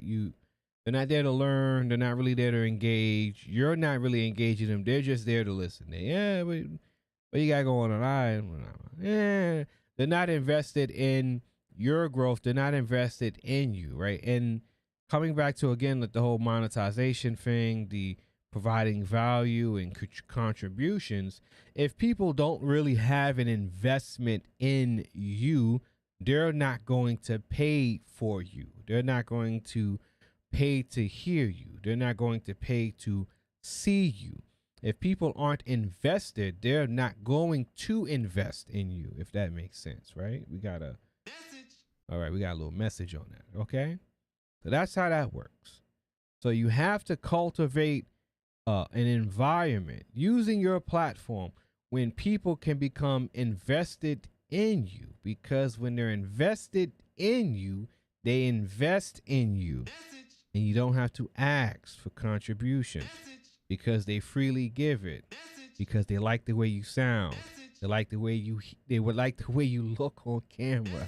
They like the value that you provide. They like that you teach them, inform them, educate them, and entertain them. They like it when you go live, when you upload, when you make a post, when you comment. They like you. If they don't like you, they won't invest in you, and they won't contribute to you. They won't support you. They'll come and go as they please. They'll say hi and bye, and they'll go on about their way. And you won't grow. You won't gain any more followers. New followers bring new money. New money brings new opportunities. But if you're not providing anything of substance, value, anything worthwhile, they will go on about their way and never come back.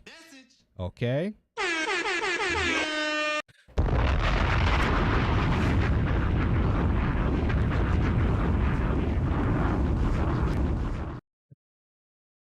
I hope that makes sense to people. Okay? That's what she's saying. I hope that makes sense to people. All right? You got to provide the value to people. Even with the numbers that I have, I provide value to people. I provide information, entertainment, education, tutorials. See over. How do you do this? Bang, bang, boom. See over. How does this look? Bang, bang, boom. You got to provide something that makes people come back. If you're not providing anything, they're not going to come back. They're not going to contribute. They're not going to open their wallets. People open their wallets for value. Even if you don't appreciate the value, they find the value in the thing. That's what makes them contribute. So if you want people to give you monies, you have to provide value. Any value. Education, entertainment, tutorials, infotainment, low-grade entertainment, low-grade education. Hell, even if you provide them with propaganda, they like that. They support that. They want to see more of it. It gets the people going. You got to give them something to keep them going. Okay?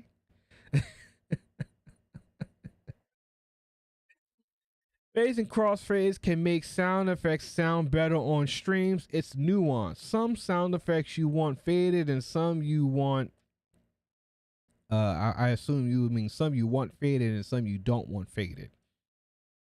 Now, I've never faded sound effects on stream, right? Even these sound effects here, there's no fade. Actually, I do have the option. Let me see something. I believe I have the option to fade my sound effects when I use them. Hold on. Play fade. Okay, here we go. Play fade.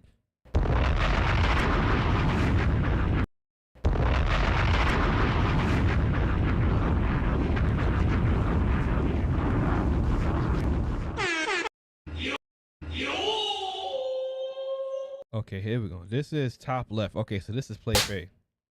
Okay, so what we're gonna do is this is top right. So we're gonna play fade.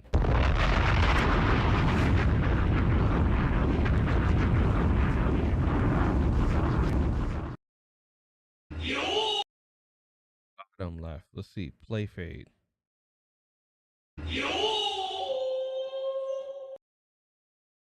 Yeah, it doesn't sound that good over here.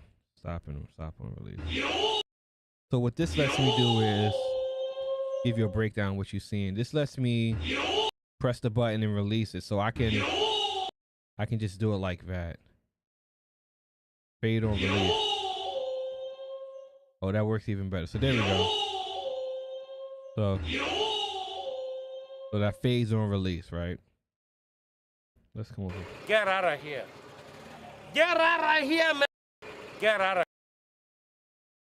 Get out of here. Get out of here, man. Shit, I'm saying. Get out of here. Get out of here, man.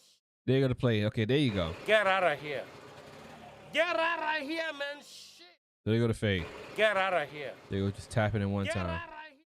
Okay? Get out of here. That's the fade on release. That's what a LA sound is talking about. That's the fade on Get release. out of here. Now, what he's saying is that there's some sound effects that you would use it and it sounds good like this. Get out of here. Get out of here. Okay, so that sounds good, right? Something that wouldn't sound good is this. Okay, you don't want to fade on release, right? So let me show you why.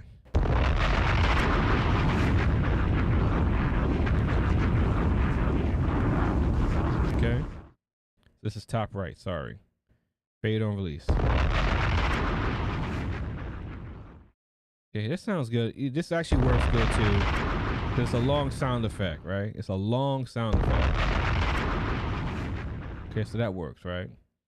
Another sound effect that may work. Okay. But stop on release because stop on release. Bottom left, sorry, bottom left. See how it just cuts? Okay, he just cuts.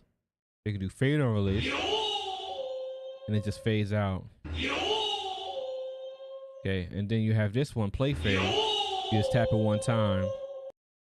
And but you hear that. You hear that click? Let me see if you can hear it. Let me see something. Let's go to my mixer. Let's bump it up to max. Let me see if you can hear it. Just to give you an example of what he's saying. Right, it's bottom left, right? It's the play fade. There's a clicking sound at the end of it, right? So to get rid of that clicking sound because of the audio sample, you do fade on release. And you don't hear that clicking anymore. So it fades out the click, right? So that's a good example too. A bad example of using something like that. Get out of here. Get out of here. Okay. So this is my anime zings. That's top right, right?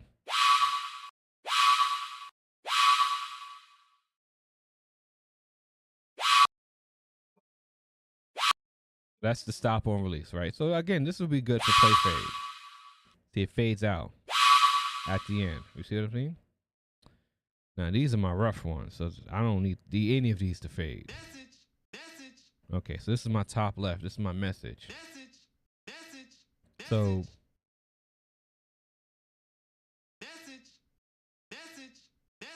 okay.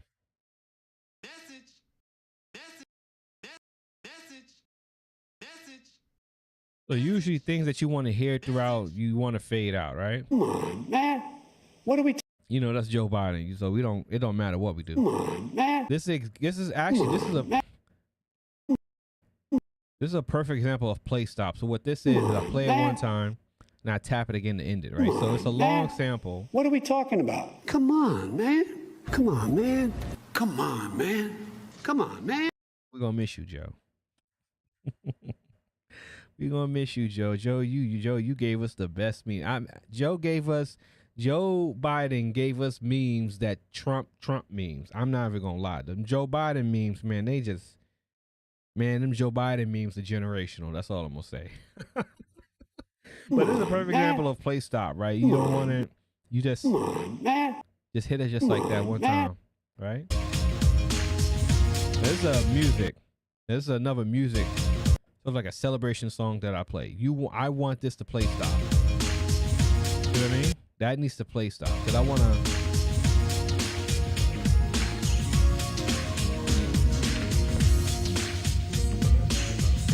And we just wanted to stop, right? I'm a big YouTuber. Okay, so this is, I'm a big YouTuber. Hassan Campbell. I'm a big YouTuber. I'm a big YouTuber. I'm a big YouTuber. So this. I'm a big YouTuber. I'm a big YouTuber. I'm a big YouTuber. Let's get that on play stop, right? So this is the FBI. FBI, open up! FBI, open! See.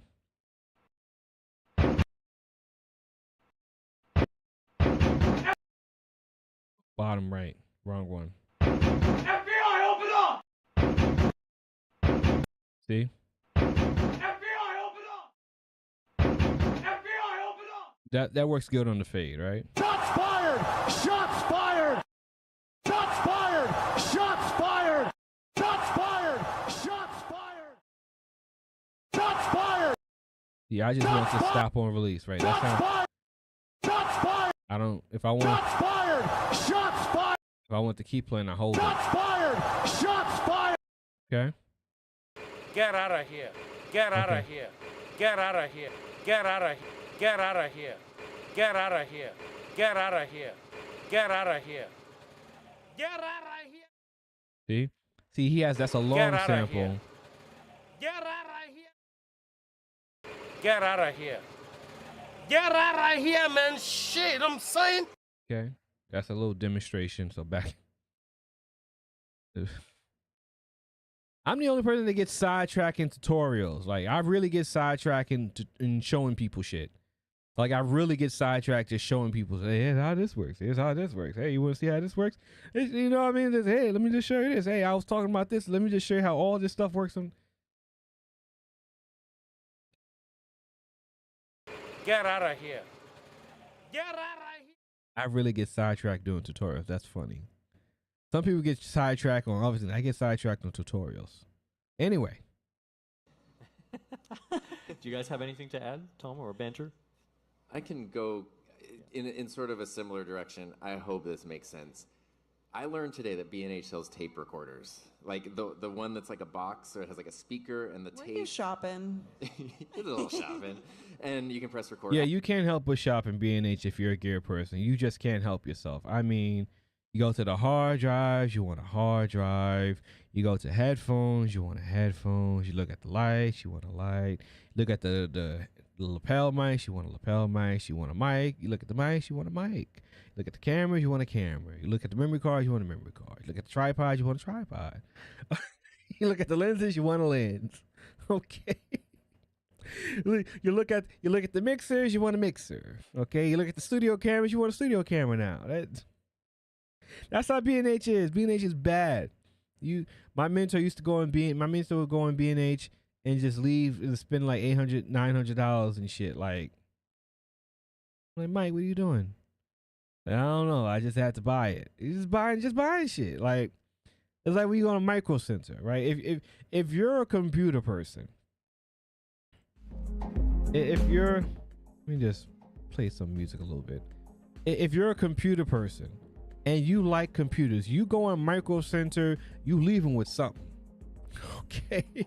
Unless you got $0 in your pocket, you leaving with something. Okay? You leaving with some. This is the final mouse. I didn't get this from Micro Center, but you leaving with some grip tape. Okay? You leaving with a keycap, a keyboard, a mouse pad, some RAM, a fan, a microfiber cloth, a table tie, a surge protector, a hard drive, a light, a camera, a microphone, a controller, a case for the controller, memory cards, a case for the memory cards, another mouse. Like, you leaving with something, man. An energy drink. The energy drinks, man. I promise you, man, if you like gear and computers and you go on a Micro Center, boy, I'm telling you, you leaving with something. You not going to Micro Center and leaving empty-handed. It is very rare that I go to Micro Center and I come back empty-handed. It's rare. I gotta get something. I need a new cable tie. I need a new microfiber cloth. I need an air dust. I need a magnetic tray. I need some new keycaps. I need a new mic. I need a new microphone case. I need a memory card. I need a memory card case. I need a light. I need a new light case. Like, I need something. I gotta get something out of here, man. That's how it is, man. It's rough. I had one when I was like in kindergarten, and I used to press record and like do radio shows, which I guess were my first podcast. Little did I know. If you just want to hear yourself talk, just do that. You're good. Like, it doesn't need to go beyond the tape. We're gonna run upstairs. Yeah. if you want to, And the tape recorders look really cool. They're like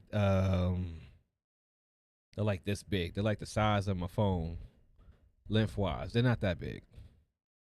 share something with an audience, I think there should be a reason. And I know something that I think all of us have talked about prior to today, just in our thing, is, you know, your intrinsic motivation for doing something. And your audience, I think people can feel when they're kind of being used as, like, you're here to grow, to help me grow. Like, you're here because I need more money, I need more affiliate revenue, I need the sponsorship thing, I need my ego, whatever. People don't really like that.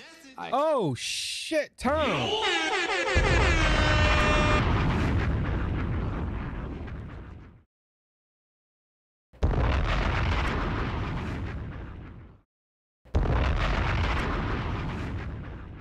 Tom, you coming in hot? Tom came in hot. I'm old enough to remember when all B&H done was photo equipment. I remember that. I don't know. That might be a little bit. That might be a little bit past my time. But hey, hold on. Let me back up a little bit now. I think when did B&H not do video? Wait a minute. I gotta I got a reference check. Hold on, Nick. When did B&H not do video? That's That's a good question. When did B&H not do video? Because I was always known it to be B&H for the 8. Okay, yeah. You got me on that one. Yeah, you got me. You got me. I was born in 87, so I don't know nothing about the 80s. You got me, Nick. Yeah, that makes sense. We didn't get popular with the video equipment for prosumers until the 90s, and late 90s at that. But no computer stuff. Okay. I used to order Kodak D76 and AGFA film from there. Yeah. Oh my God. Let's come back to Tom. Tom dropped some heat on him, man. This is a good stream outside of the, the effed up audio. This was a good presentation. I wish I was just so tired that day. I was tired. Your boy was tired. I was laid in the bed, man. I was like, man, I don't really feel like getting up, man. I just want to lay in this bed, man. It's like, you got to go up. You want to see these people. I really don't feel like seeing these people, but you got to get up. I didn't get up. I'm sorry. Yo. I would have live streamed the thing too. I would have shook hands like, oh, I love you guys. You guys are my biggest favorite YouTubers. And do you know me? Yeah, my name is C Over the Technician. I teach people. I keep things technically simple. Oh, really? I fucked up, y'all. I was just tired. So Ritz camera stores more respectable than being Ritz camera stores. I've never heard of that. What's that? Ritz camera stores. Now B&H is respectable. Yeah, they're the only game in town before because Jerry. Okay, so story time on a summer afternoon when it was cold outside and something. So in New York City, we had, and we're gonna do story time real quick. So in New York City, we had two major photo and video and computer companies that we can buy gear from, really. We had J&R Music World on Park Place. We had J&R Music World on Park Place, which is by City Hall and the Brooklyn Bridge. And it was 5 or 4 stories of equipment, right? This was also, I believe they also had an Office Max in there too. So this is going way back. So in J&R Music World, you would be able to, so you would bounce the prices between J&R and B&H because B&H used to be more expensive and J&R used to be cheaper. So you go to J&R, you get your equipment, your computers, your Walkman, your Discman, your headphones, your hard drives, all of that stuff. You go to Office Max and you'll get more of your office computer, office equipment. You go to B&H for your photo, video stuff too, but B&H will always be more expensive. Financial collapse happened and we lost Circuit City. We lost J&R Music World. So they had 5 floors. They all 5 floors went out of business. And we were all upset because now the only game in town is B&H, especially in New York City. And of course, B&H kind of jacked their prices up because there was no one else to compete with but Best Buy. And Best Buy is not, Best Buy is Best Buy. So, you know how that is. So, yeah, B&H is a respectable store, and especially in New York City. So now you got Adorama, right? So all the both these companies are run by Jewish people, so they operate on kind of the same schedules, really.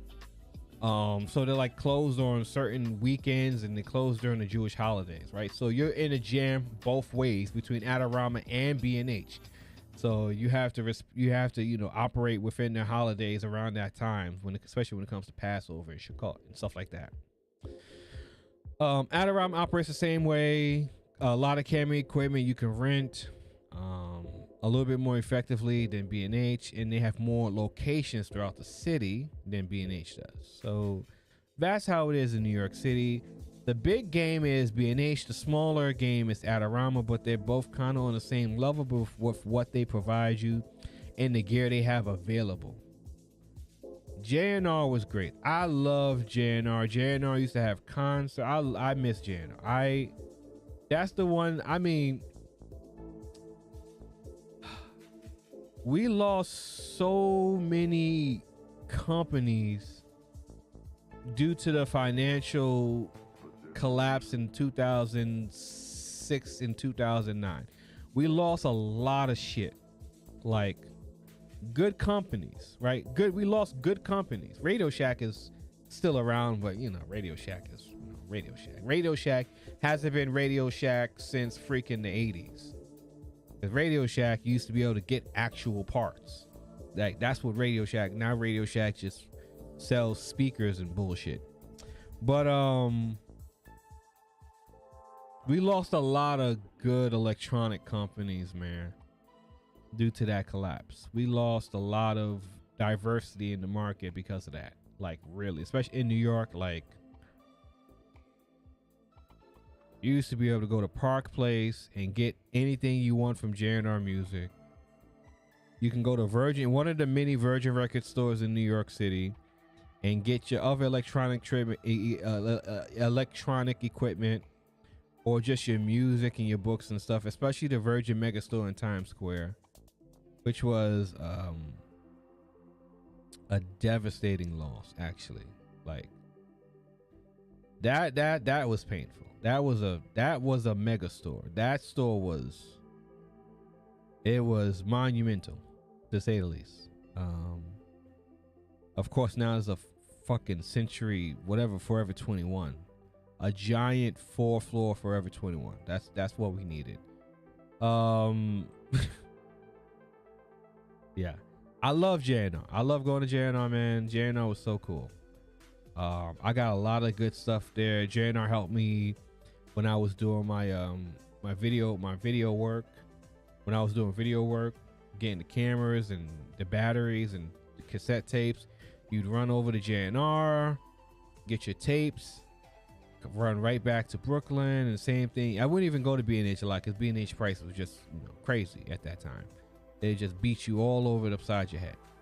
Anyway, enough reminiscing. Enough of that. Enough of that. Enough of this. Enough of the reminiscing. What are we talking about? I want to get back to Tom Buck. See, I mean, just being sidetracked. Your audience, I think people can feel when they're kind of being used as like, you're here to grow, to help me grow. Like, you're here because I need more. I need more money. I need more affiliate revenue. I need the sponsorship thing. I need my ego, whatever. People don't really like that, I have found. I don't like that. And the thing about YouTube, I guess this is kind of where People don't like when you're just using them for money, right? People don't like it. And you don't get money really like that, right? So, stopping the show to collect money off of people's heads and stopping the show, because you're paying for bounties and shit, like, people kind of get tired, right? And when it comes to the whole bounty thing, like, I mean, the bounty thing is fucking stupid, but there's an entertainment aspect to it, but like, it's not a consistent way to monetize your platform, right? Like you're paying for disruption and creating a toxic environment as a form of entertainment. That has a finite resource, right? That's not an infinite resource, right? There's not an infinite amount of people you can put bounties on, right? You run out of people's goodwill when you stop shows and demand things for them. When you tell them they're not getting content because you're not getting money, right? People lose interest in that, right? That doesn't make people motivated to give you things. Now people will continue to watch you because, like live streaming pros said, they just at whatever, like they just watching, they just listening. You're background noise. Okay, you're background noise. You're effectively, with people like that, you are effectively the ninja-tainment. Yeah, that's ninja-tainment, right? You are effectively like your this, like your elevator music. Right? You hear this? You hear this? This you. When you do that, when you treat your audience like that, this is you. You're elevator music, right? You're just, oh, let me go ahead and start dinner. Let me just put this dude on. All right, let me go mop the floor. Let me just go put this person on, right? You're background noise, right? You're not. And when you're treated as background noise, you get background noise results. People are like, well, let me just see what he's talking about. Let me just see what she's talking about. Skip, fast forward, whatever, right? They don't care. Coupled with the fact that you're shaking your chat room, you're shaking your platform down for money, and people don't like that. And that's just not for ninja-tainment. That's a universal thing on the internet, right? Like when people say that, I always say that I watch a lot of content, right? Not that I'm addicted to like content, but I consume a large variety of content, like really different shit that I watch. And I'm in really different spaces, right? And the consistent thing, the most consistent thing that I see is that people do not like excessive e-begging. Yeah, like treating your audience like Suge Knight fodder is nasty work. People, and to be frank with you too, right? People in other spaces don't even tolerate that shit like that. I'll be frank with you. There are a lot of areas on YouTube where people do not tolerate that at all. You get made fun of for doing that. You get clowned and you get farmed for content for doing that. Like Darkside Phil gets like Gundam been farming Darkside Phil for content for as far as I've known since 2019. Right? He even has memes that he uses of the guy as part of his content. He's been farming that guy for years, right? You get farmed for content. You get made fun of. Because in the greater area of YouTube, people are kind of like, why are you begging so much? Why are you begging and shaking your chat down for clout and money? Why are you doing that? You get made fun of for doing that. You get clowned for that, right? In the greater internet of content creation and social media and interactions, no one really takes those kind of people serious. Various YouTubers make money off of people make money off of his nonsense, man. People have made documentaries making fun of his downfall, okay? Like people laugh at people that do shit like this, right? Like we're doing with Angry Man and Kuda. Rainwater, how you doing, Rainwater? Yeah, like people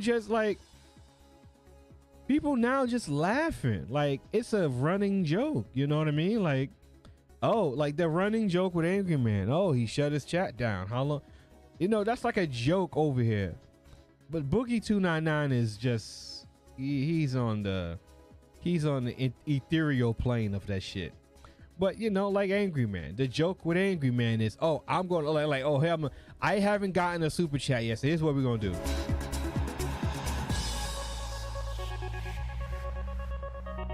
I ain't gonna start the show until y'all hit that Cash App or the or the donation link, right? I'm not continuing with the show. Like, that's a joke.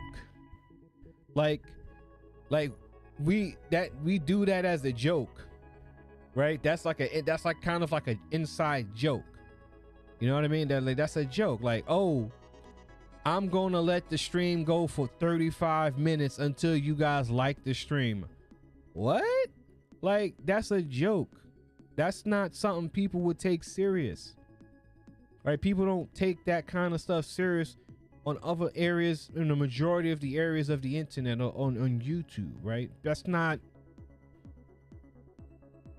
I'm not trying to say I'm above things, but I'm just trying to explain how ridiculous, you know.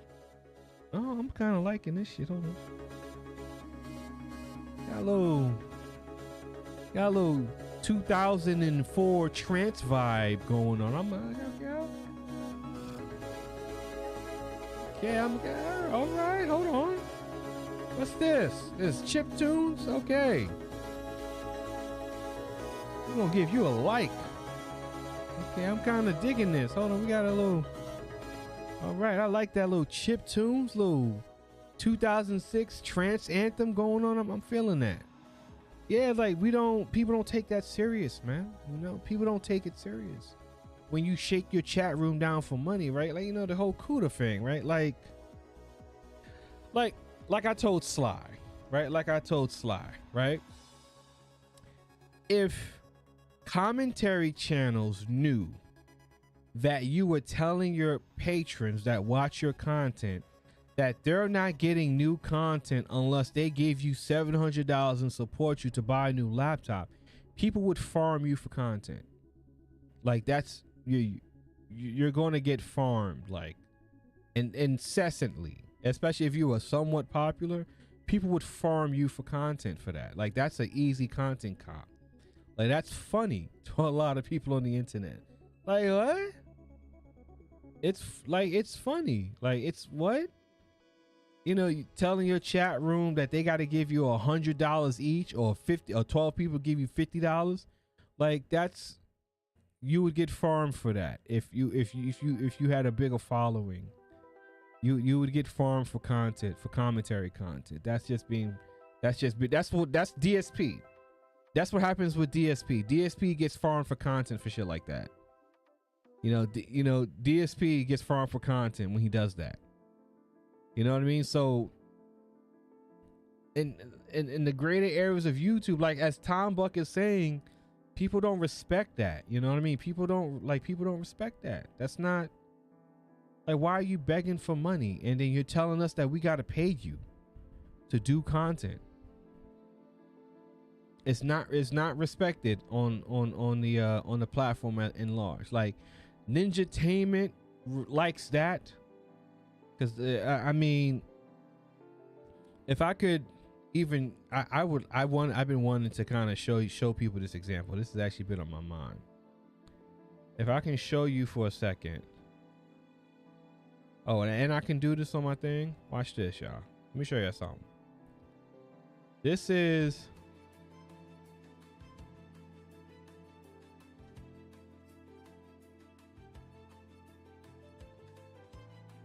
I'm gonna show you this. This is gonna be fun. This is gonna be a little fun example, okay?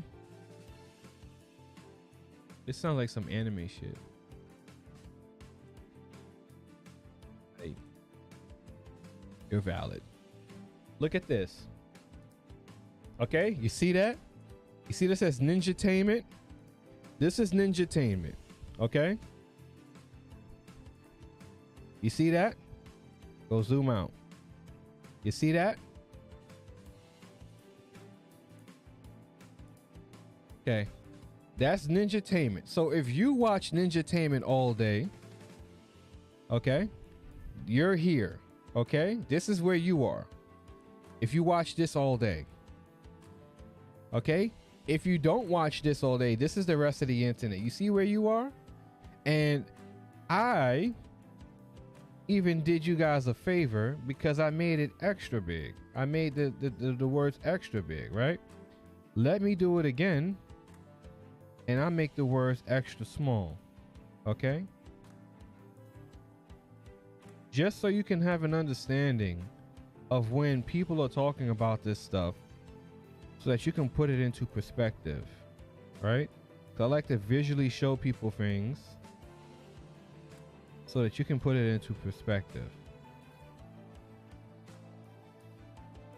Okay, so this is the same thing again, right? So I'm gonna show it to you again. So this is what you consider to be Ninjatainment, all right? That's 200%. You see how small that is?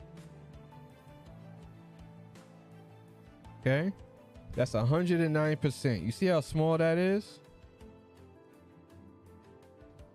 That's 75%. You see how small that is? Let me show you. There's way more out there. This is, let me show you. I like doing stuff like this because it actually puts things in perspective for people. Instead of me just trying to explain it all the time, I can show you.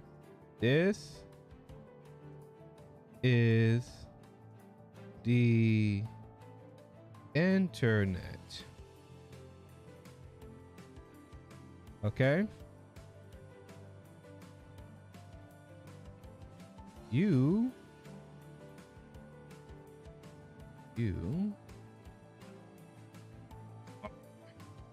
here.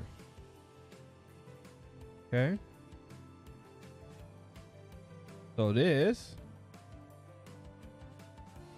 to show you, this is the internet. You see that little blue, you see that blue words there? This is you. This is where you are. If you watch Ninja Entertainment all day, this is where you are. You are here. Okay? You are here. And that is where everyone else is, in the internet, okay? A little visual demonstration to put in perspective when we're kind of having these conversations and we're referencing topics like what Tom is talking about here. The Ninjatainment stuff that people watch and talk and reference with this stuff, that is just a microcosm of what is on the internet. It's a microcosm. Matter of fact, whatever you watch consistently is a microcosm of what's available of content on the internet, especially just on YouTube, right? What you watch is a microcosm of what is actually available to you to watch on YouTube. Okay? Even if you watch popular content, there's even more popular stuff than what you consume. All right? Another tangent. Another tangent. Another tangent. But I like the visual representation so you can like really see what it is, because a lot of people that watch that stuff, like, that is all that they watch. Like, literally it. That is it, right? And that's fine. I'm not judging people, but there is literally so much shit you can watch on the internet besides just watching that stuff all day. Matter of fact, your gauge of what is entertaining can be so vastly different based on you watching other types of content, right? Your metric for what is entertaining can be vastly different, right? Like, what I find as entertaining is so diverse that, yes, I would listen to someone just as noise, right? Like, not really being that entertained by what I'm seeing, right? There's a state of consuming content where you're simply just watching something because you just want to watch something and you're not really that involved on what it is that you are watching, right? That is a state of relax. Like, I'm just trying to chill. I just want to see what they're talking about. What is this person talking about? What game is this guy playing? Like, let me just see what he got going on. All right. You know what I mean? That's kind of when you're flipping through channels, like you're flipping through your cable box. Let me see what you got. Okay, next. Swipe up, swipe down. Content disappears. Anyway, let's get back to Tom. I started my channel, started podcast with zero idea of like any kind of. I'm the worst person to ask about strategy. I don't know. I make it up every single day and have no idea what I'm doing. And I've probably left most of the money on the table because I'm not great at making those kinds of decisions. But I also. Okay, Tom. All right, man. We're going to be nice. Tom is cool. We're going to be nice. Tom and everyone else, I would say something, but Tom's cool. We're going to let him live. Also have like the best job in the world now. And the thing that YouTube did for me was when I was that little kid making those tape recordings, I was doing that because I didn't really feel like I kind of fit in anywhere. I was in like this small town, nobody else in 1994 with audience. Yeah. It's very important. Since we're talking about return on investments and all businessy stuff, just to offer a little bit of perspective, with a smaller audience, if you focus on community and people, with a smaller audience, you can make more than just having millions of subscribers. Back in the day again. Oh God, I'm sounding so old. I had built up 2 million audience members, and then did a bad pivot and lost them all. I had to rebuild that from scratch over years, and I focused on not the subscriber numbers, and now I have fewer subscribers on YouTube than these guys, but I make enough to have a team and a sustainable. Yeah, she got a big team. Like, she got a squad. Like, she got a lot of people shoot. Not on the level of Linus. Linus scaled up too much, I think. Like, in my opinion. He scaled up so much that he kind of just stepped away from the company. Like, got way too big. Like 100 people he got in his company now. It's just fucking insane with Linus. It's like, wow, it's a lot, Linus. A lot going on. But she got such a team. Like, she got a lot of people that she even has hosts and stuff. She got a whole thing going on. Let me let her finish. Sustainable business, right? So because I focus on the people, I just want to offer some perspective. It's not all about numbers out there. No, it's not all about numbers. It's about the people. I mean, certain numbers get you certain people, but it's about the people. It's about the people. Nick was watching. Jay's 2 cents.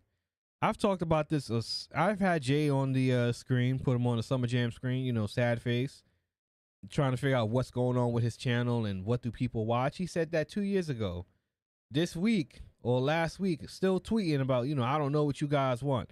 Why do you still not know what your audience wants? Another guy, I don't even know what his name is anymore. He done changed the channel. Same thing, kind of I don't know what type of content to make for you guys. Oh, you guys, when you're appealing is larger than life. Yeah, Linus is, if anything, that is an example of scaling up too much to where it's scaling up to a point where it becomes detrimental to your existence and you have to actually step away from it.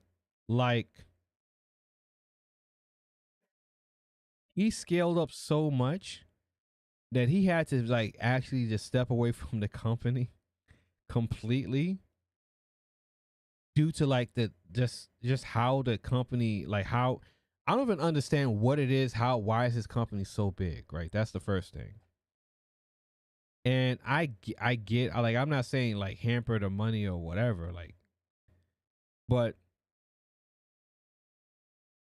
it comes to a point where when you have to step away and put someone else that you're not related to in charge, then you may have scaled up out of your parameters of what you were capable of controlling. The other words leave me at this moment, so I may not be using the words properly, so forgive me. But a good example of scale of vertical growth that is sustainable and controllable is like what she has going on, right? Perfect example. I would say Mr. Beast, but his whole team is eating shit right now, so we're not going to get into that. Or even like MKBHD in some extent, right? To an extent, right? MKBHD has multiple channels with a reasonably sized team to create the content with his business ventures. It's not a bloated staff, right? When you look at Linus, it's like Linus is like has like a really bloated staff, like a lot of people, man. I mean, a lot, like a small corporation type shit, like 100 people under his staff. That is a lot of people, man. That's a lot of interactions and but anyway, Well, that's great. That's great. We're just going to move towards our closing here, but we do have a Q&A that some curated questions that have been submitted via registrants during the registration process. And just for those of you that are watching the live stream, the gift card raffle is going to be taking place in the background during the Q&A here. So we're going to be giving away 5 B&H gift cards valued between $50 and $250. So keep an eye on the chat for that. In case. Yeah, I wasn't watching the chat. I went to sleep, so I don't know if I don't think I won anything though. I didn't get an email that I won. You're a lucky winner. So first question that I'm going to throw out here is from Ryan B. And he is asking, how do you approach structure and scripting your podcast? I also use feedback from the audience. I look into comment sections. Like, I try to go and say, like, the scoop, as they say. I think the guy Linus hired used to be, his boss from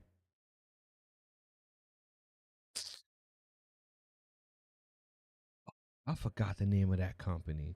Next Tech. They used to do videos. Yeah, he hired the boss from his old company that he used to work at. Next Tech, something like that. He used to do videos for them. Jay is moving his studio again. Paul's Hardware done all of that work to the joint he was renting just to move back to his garage where he started Podcast Stage. Yeah. Podcast Stage is on the Zoom. I don't know what's going on with Jay, man. I don't know, man. Jay, I don't know, man. Jay, I don't know.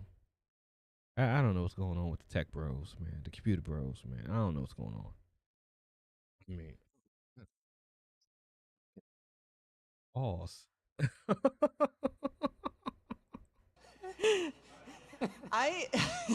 Okay, so getting out of your own way, back to that. There's a difference between motivation and discipline. So there are 2 parts to this that I like to think about.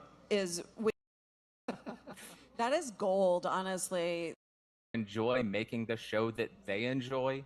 So don't be afraid to take a step back and say, I need a week off. I need 2 weeks off. Yeah. During that time, maybe go consume other types of media other than podcasting or YouTube videos. Go to a museum, go to a live. Exactly. Like, take a break. You can consume other things. It just doesn't have to be the one thing. There is nothing wrong with taking a step back and consuming other kinds of content other kinds of media, because when you come back, you will have a reinvigorated sense of what it is that you want to create. Okay. I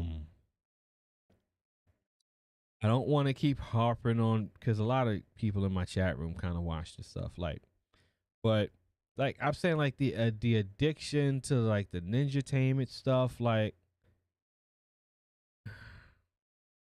I don't understand the addiction to it. Like I've always kind of found it to be a little weird.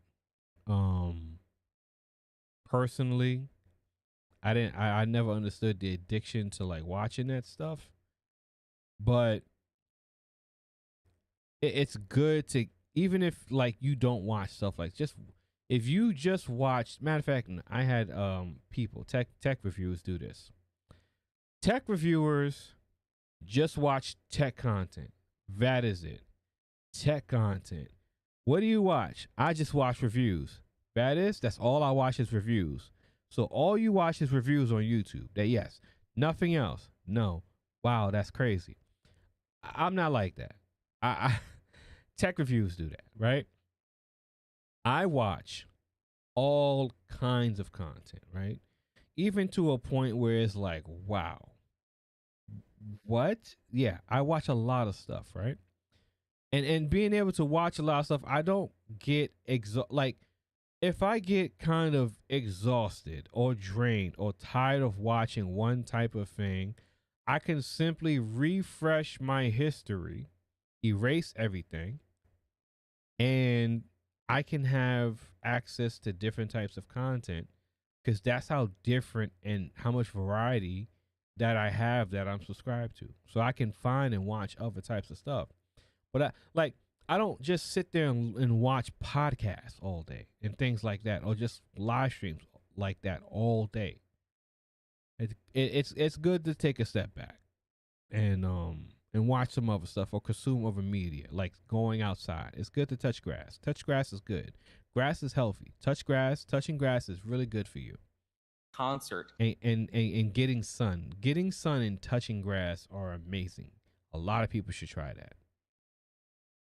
Watch some movies. All of these different media formats can spark that creativity in you and make you think of a new approach to creating a podcast or a video or anything. So take a step back, let your audience know, hey, I'm taking a week off, 2 weeks off just to recharge. They will understand. They will be there when you get back. And that is what has helped me tremendously to keep doing it for too long. I've been doing this for too long. That is gold, honestly. Like, burnout is a real thing. I think probably all of us have hit that at some point. And you will. And that is just gold. I want to just reiterate that. And again, my thing about burnout is grinding, right? Like the grind culture of creating content will accelerate your feelings of being burnt out, right? Like there are certain content creators that I watch that they are obviously burnt out. Like it's very obvious. You're burnt out. You're live, you're kind of arguing with your chat. You're not really saying anything. You're just talking to talk. And you don't really have a real purpose of going live. You're just kind of talking to talk. You're getting burnt out. It is okay. You can take a day off. You can take a week off. You can take 2 weeks off. 2 weeks off. It is okay to step away from the computer. It is fine. I take very long steps away from the computer.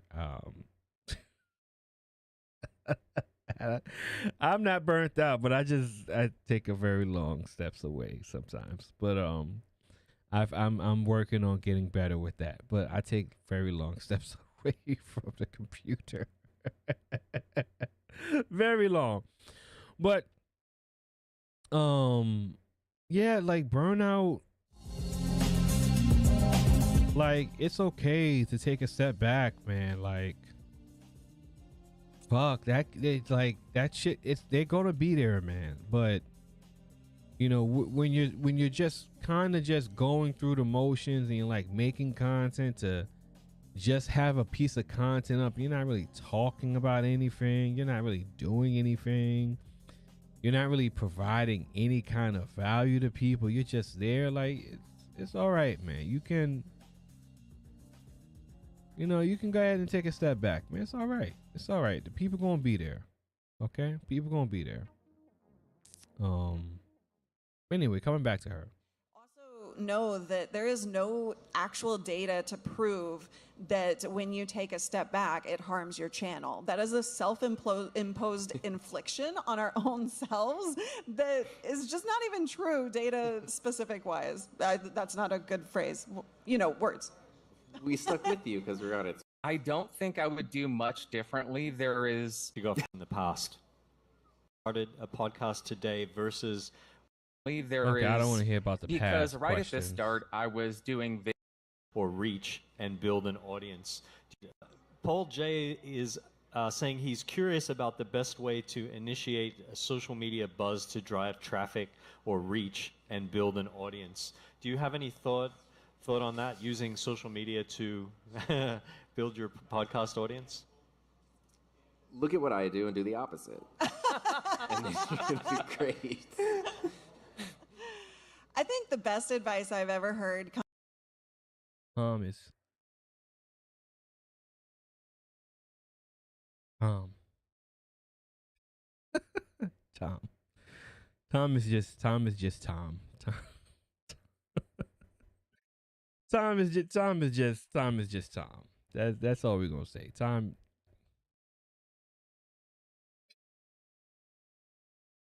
I'm gonna get out of there. Tom is just Tom. We like Tom. But Tom is just Tom. comes from a YouTube employee, which is give them a reason to want to watch, to want to listen. Let me see what that question is again, because that sounds like I hear that answer a lot. What was the question again? Check right there. Vandrew, he's curious about the best way to initiate a social media buzz to drive traffic or reach and build an audience. Do you have any thought? A reason to want to watch, to want to listen.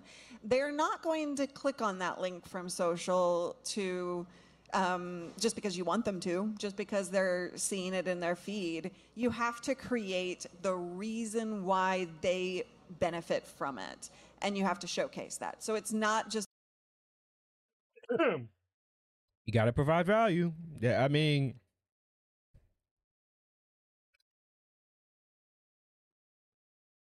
but Tom is very modest. Yeah, it's a shtick. It gets a little tiring sometimes. It's like, okay, it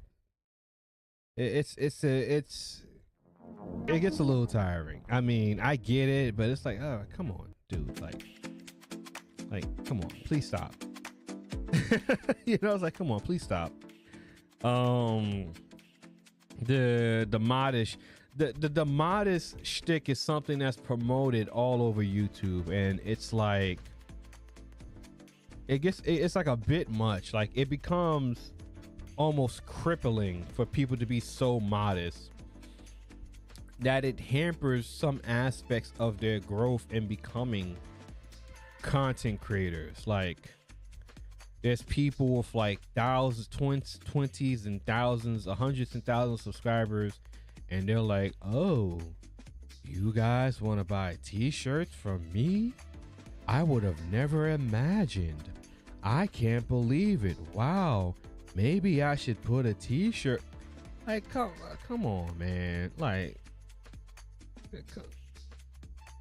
please stop. Please stop. I'm getting sidetracked. What was she even talking about? Oh yeah, the whole providing value thing. Like, again, if there's no incentive for people to come and engage with you, like what is the incentive? Like what is it? There's always few people that comes to mind when I have this conversation, when I say these things, and I'm trying to imagine other people. Like, what is the incentive that people have to actually going the extra mile and actually engaging with you? Like, what is it like? What's the purpose, right? Like for me, example, people engage with me because they ask me for help. Like people actually ask me for help on things. It's becoming overly bland from a content perspective. What is becoming overly bland from a content perspective? Modesty. What is becoming overly bland from a content perspective? Like people ask me for help. People ask me for my opinions. People ask me questions. People say, "Hey, what do you think about this? Hey, what do you think I should do?" Hey, like people ask me things. That is the value of engaging with me, because you can ask me things and you'll get an answer. A lot of people that they look for, a lot of people that have content creators that they look, the fake modesty. Yeah, it's like, come on, man. It's like, please stop. You know, like, all right, we get it, but you know, please stop. It's like, you know what it is? Like the excessive modesty even becomes to a point where it's not even genuine. Like, I don't know if like you're having, like what you're saying is genuine, because it feels that the modesty ass shtick that you have, your modesty routine is just a routine. Like let's look at Tom, right? So you can understand why I'm saying the things that I'm saying.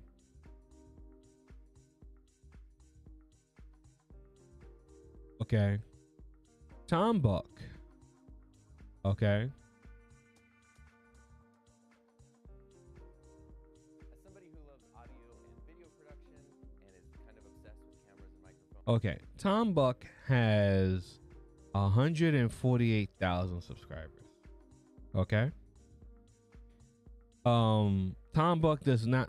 Okay. So some people say it's a small channel. It's absurd when people say that. That's just YouTubers YouTubing. It's not. He has a big channel. Okay. He has 148,000 subscribers. His views are drastic. Wow. Yeah, this tech content is rough. Jesus, these views are drastic. They're as low as 2,800 and as high as, what is it, 40,000? It looks like around like 30. Let's say 20,000 is on the average. 40,000, high of 40,000. Yikes! This tech content is rough, man. Tech content is rough, man. I'm not gonna lie. The Liquid Fire Joni. Greetings, what's up? Laugh a lot. I just popped in and I was just about to ask you for input. I can email you as if this is not the place. Liquid Fire Joni. Yeah. If you got a question, you can send me you can send me an email. The email should be in the description box below. mrcovatech, that's my tech consulting email, mrcovatech@gmail.com.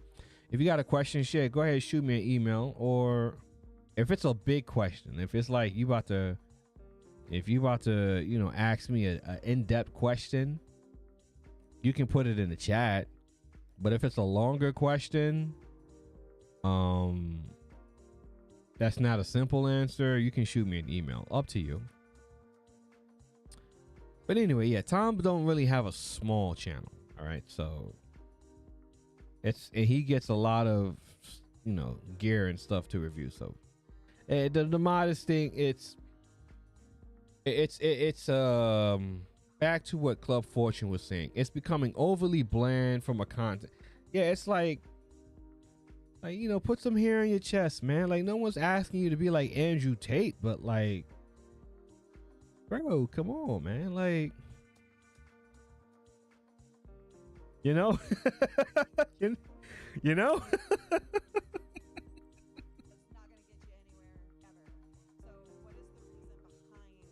It's not necessarily even the topic of the show. What benefit do they get? Features versus benefits, I guess you could really think about it, right? Exactly. I don't think there's any special formula for buzz. I think it really comes down to exactly what Luria is talking about, where you just make the most valuable piece of content that you're able to.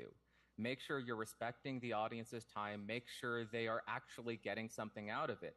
And instead of just saying, hey, new podcast episode, I'd love if you watch this, go ahead and subscribe. It would help me out so much. Instead of framing it that way, what are they going to get out of it? Here are 5. Like,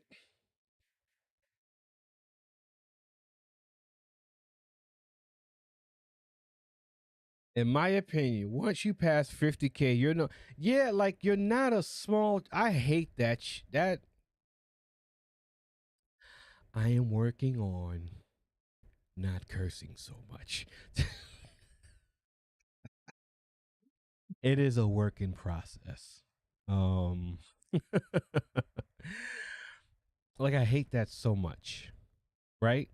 Because a lot of channels, they have this weird structure of when they're describing channels, like, oh, it's a small channel. Yes, 200,000 subscribers. Huh? Like, once you cross that 50K mark, you're not a small channel anymore. Like, the creator coaches, they have micro influencers, mini, micro, macro influence. Listen, if you're at 50K, you're not a small channel anymore. Okay? You put that 50K on your creator card with your metrics, you can get some company interested in doing some business with you with that amount of viewership. Okay? You're not a small channel. At 50K, at the bare minimum, you should probably be earning a part-time income with what you're doing on your channel. At the bare minimum, you're earning a part-time income with your content on your channel, right? So you're not a small channel. You're at 50K, you're practically a small business. All right? Look at Fire Joni. I'll try here, but I'll definitely write your email down. I made some videos that I recorded while walking near a highway. It's a little distracting for me, although I can hear me talking. Is there a way to fix or lessen the sound of traffic, or should I add text to the video to read if needed? Okay. You have a channel, so let's go ahead and look at the channel. Oh yeah, I've seen you before.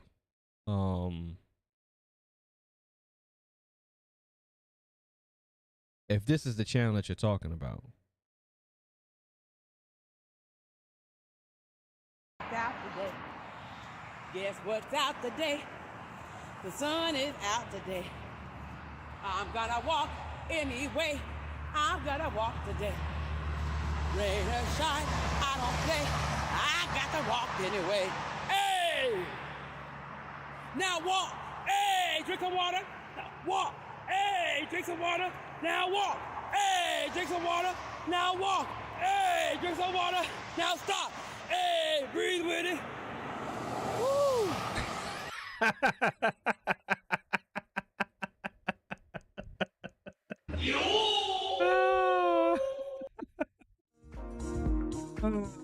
Shit, I'm messing with you. Okay, so while you're here, let's take a look at what you got going on. So first, you got a lot of background noise, right? So what you're recording on, looks like you're just recording on your phone. Okay, so it looks like you're using headphones with a mic. So you're using, I like the song, nice little bang with it. Okay, let me stop. And so it looks like you're taking the audio from your headphone mic. That's where all of the sound is coming in from. Okay.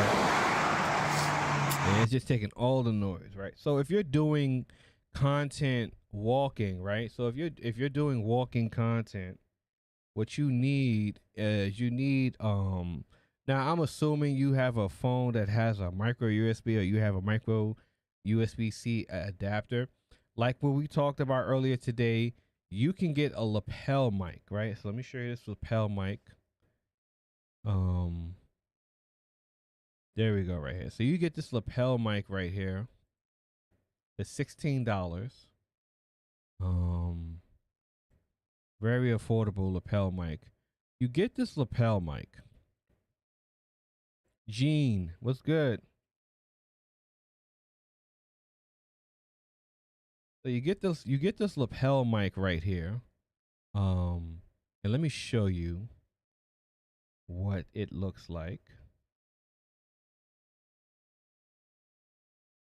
Okay.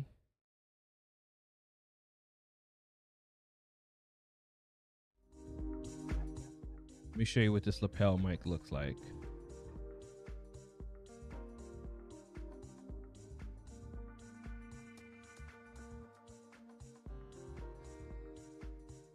Okay, so this is a lapel mic, right? So I actually have this microphone. It's awesome. It's who I am. Hi. Also, I mentioned a lot about healing. Oh, I sure did leave them in my ears. I'm so new. Yeah, it's all good. Yeah, we all got to start somewhere, right? It's okay. We all got to start somewhere, right? That's how you start, with your phone. No problem. So if you have a phone and I put that chat, click that link in the chat room. That's my Amazon link. That is a lapel mic. That is the newer 2-pack lapel mic. That is a simple mic that plugs into a 3.5 millimeter headphone jack into your phone. If you have a phone that no longer has a USB Type-C jack, you get a USB Type-C dongle. You plug the dongle in and you're good to go. If you seem to already have headphones, so either decision wouldn't really matter to you, because if you had a dongle, you would probably be using a dongle now. But what the lavalier mic does is it just gives you a separated audio from your standard mic, right? It gives you a separate mic. The biggest thing that you will benefit from if you're doing videos like that out and about, just walking around, is that you see the little black microphone styrofoam tip on top of the mic, this right here. This is called it's a windscreen, right? It would have a different name, but it's called a windscreen. This is this right here. Okay. So this is a windscreen. Okay. This is a giant windscreen for my microphone, because my microphone has a certain audio signature that changes based on having the windscreen on top of the microphone. Okay. So my microphone has a built-in windscreen pop filter, whatever you want to call it. No, it's a windscreen. A pop filter is a different thing. I'm sorry, I'm a little rusty, but yeah, it has a built-in windscreen. It dampens outside noises, but the lapel mic has this windscreen on top, and what that will do for you is it would isolate and it would reduce all of that noise that you have in the outside, okay? Because that's a lot of noise. So all that noise is because the mic is not protected from all that ambient noise around you. So it will reduce that noise and make you come in real clear. Now, you would not be able to have headphones in your ear while you're doing it unless you had a splitter. But I'm not too sure if you're listening to music or the music is part of what you're trying to do when you're recording, because you can't listen to music and record at the same time.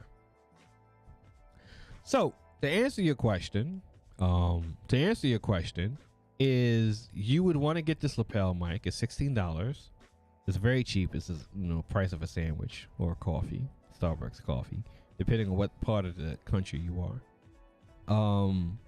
You get the mic, you plug the mic into your phone. This upgrades your audio phenomenally, like complete total upgrade for your audio. You sound amazing with this, right? That is my suggestion for you to fix, your audio issues. since you're a beginner, we're not going to talk about editing audio or fixing audio or any of that stuff. We're not going to get that right. Like, you're just, I see, right? I don't need it. I don't need it in my ear while recording. That's a great price. Super doable. Gratitude. No problem. No problem. We keep things technically simple. So no problem. So yeah. As you hear, my sound is a little different with this windscreen off, right? That's kind of why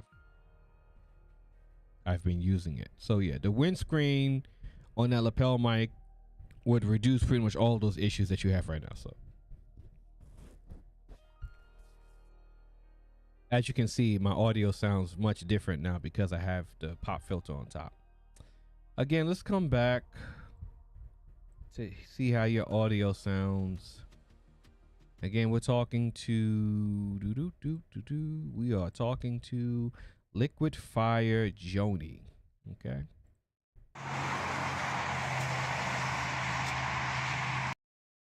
Teary-eyed. Ooh, I just be doing the worst angles. Damn. I'm gonna look back at this. So much pride. Flaws and all. It's what I've done, what I'm doing to get here.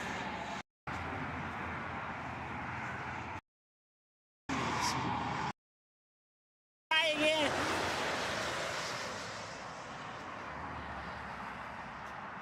I could just inspire one person.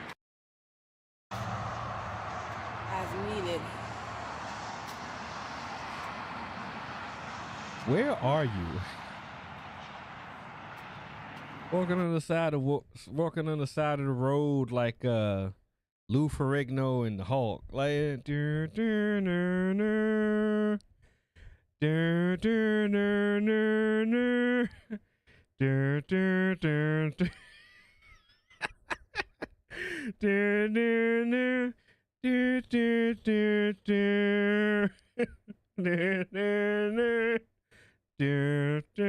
hold on, wait a minute.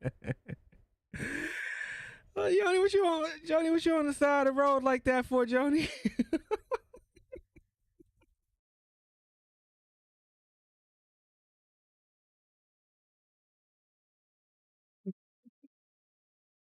Wait a minute, Joni on the side of the road like.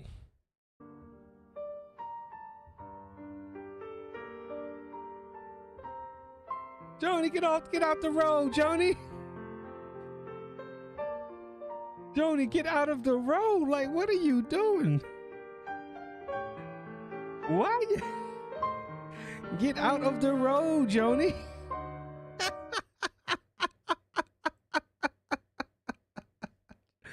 Joni in the road. Like the Hulk. Bill Bixby. Yeah, that's a classic. Awful, but pure intentions. I know you're right. Get out of the road, Joni. I have more videos on my other channel, of my content channel. I can put here if it's okay. Yeah, go ahead and put it here. If not, email you for more insight, or you can email it to me. I get inspired when I'm exercising. I'm getting back to it. Oh yeah, you guys send me an email. Okay, shoot me an email. It's all good. Get out of the road, Joni. Get out of here. Get out of here, man. Shit. Get out of the road, Joni.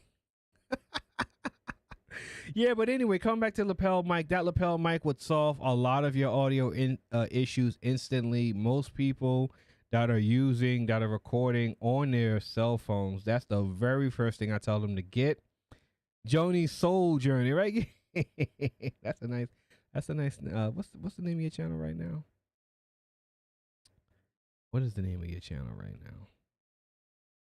Joni's, yeah, that's Joni's Soul Journey. Sounds like a good name, actually.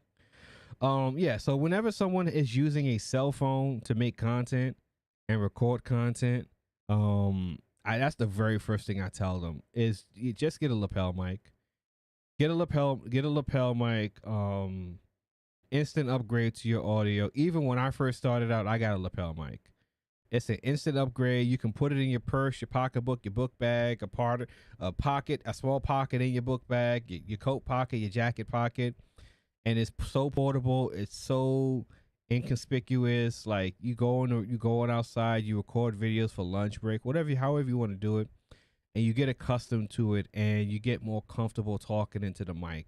Because when you're starting out, the most important thing is becoming comfortable talking into a mic and talking into a camera and looking into the camera while you're talking and having a camera in your face while you're talking into a mic, right? So these things, like, it's a skill set, right? It's not a natural thing to just talk to yourself in front of a camera and imagine that you're talking to the people in the chat room, especially if you don't have a lot of people watching you, right?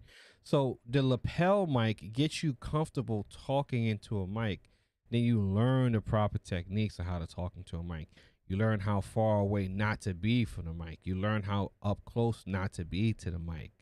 And then you have a better presence on your mic. You understand how to project your voice into a mic. And then you find your tone, your resonance when speaking into a mic, right? Like, people don't like the way I sound because they say it sounds effeminate or it lacks testosterone or something like this. I promise you, this is a very comfortable, resonating tone that I'm speaking. Right, you find your pitch when you're speaking into a microphone. Usually your pitch is where you're speaking and you feel the vibrations through your diaphragm. That's your pitch. But to, like, get comfortable, you have to practice it, because, and there's another thing that a lot of people don't talk about when it comes to talking for long periods of time, is that if you, let me see what you said first. I holla, this can only get better though. Yes, affordable, super exciting to learn, looking forward to growth. You sound good and clear. Yeah, like, talking, your vocal cords is a muscle, right? That's a muscle, right? Speaking, enunciating clearly, like that, it's a muscle, right? So if you don't have experience using that muscle like that, you need practice, and you need to, practice. You need training. You need practice. Training is practice. Practice is training, because you have to become comfortable with how you speak and how you sound and how you enunciate and how you pronounce and how you project your voice into the microphone when you're talking, right? For men and for women, right? So I know women, then they got the dainty, you can't really hear what they're saying, and men kind of mumble and stuff like that. You know what I mean? You don't really know what some guys are saying because, they don't really know how to talk. Like, when you talk into the mic and you practice and you become comfortable, you become more confident when you're speaking into the mic so people can hear you clearly, people can understand you clearly. When you get to that point, then you're ready for the webcam or wherever else however you want to take, your content creating. You may just be, on the phone, on the cell phone thing. You just may be, sticking on the cell phone thing. There's nothing wrong with that.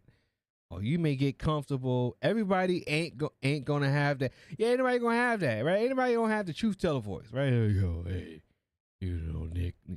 That shit hurt.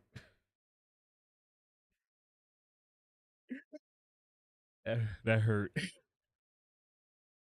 But that's what I'm saying. Like, it's, it's like, hey, you, like, realistically, you can't talk like that for 3 hours. Like, you strain your vocal cords like that. That's, you have, when you're, I used to, have like a vocal training.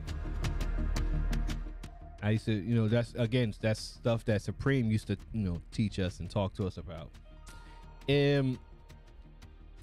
You like you can do that, like you can have that voice, but that's not like Like, you can't do that for 3 hours. Like, you will strain your voice. Like, your shit would be, your voice will be borked doing that, because you're stressing your vocal cords, especially if you're speaking like this from the diaphragm, right? Because you're tightening the vocal cords here to send the air up through the diaphragm. Like, earlier on, I can do it. Like, now the shit hurts. I can't talk like that. I was able to talk like that earlier on, but I can't do that now.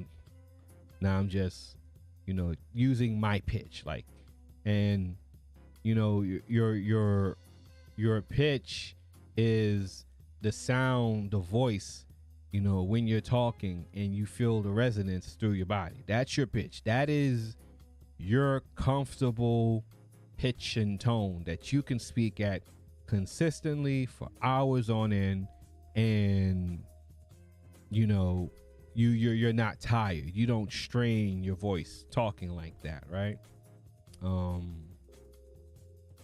That's a different tint, but that's a different tint. That's like I don't know. That's like a different level of conversation, but that goes into this talking thing, like. That goes into it. That's an aspect of this, because the one aspect that people don't talk about, the tiring aspect of streaming, is that you're talking for so long. So, even if your like voice is really high and your voice is coming from here, like right here in your nose, and the air is coming from here, like that's tiring. Okay, like that's exhausting. Okay.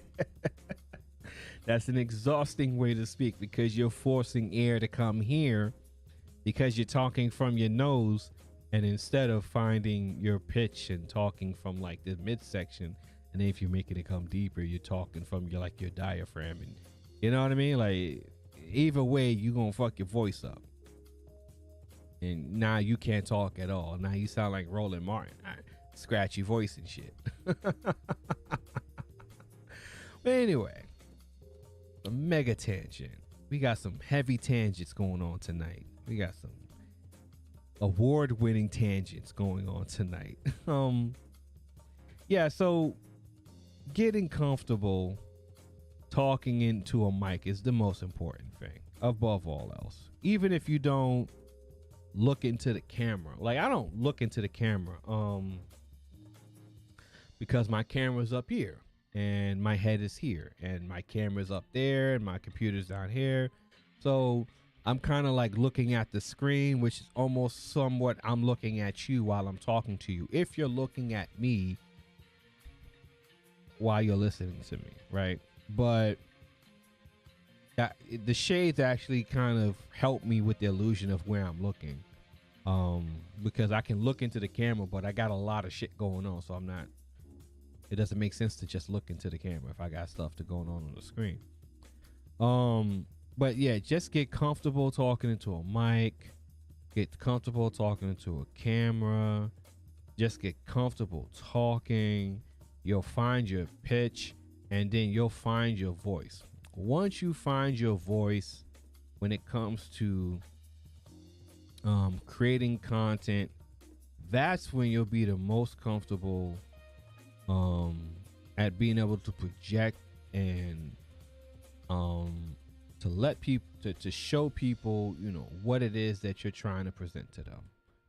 So I hope that helps. You can go ahead and send me an email, no problem, mrcovatech@gmail.com. Yeah, that truth teller voice. That shit is funny, man. Yeah, it's pretty funny. Yeah. Let's come back. 5 tips on how to get better sounding guitar recordings. Maybe that. Hey, subscribe and I will teach you how to do this. Give them the reason why. Because I really like it if you did this. That's not reason. That's reason for you, but not for them. And also, creating buzz is about creating anticipation. The emotional pull of anticipation of what they're missing, FOMO, So you can do things like, oh my God, this thing happened. Like for me in live streaming, like the example I always use is I fell off my chair. You know, or something crazy that happened, go watch it.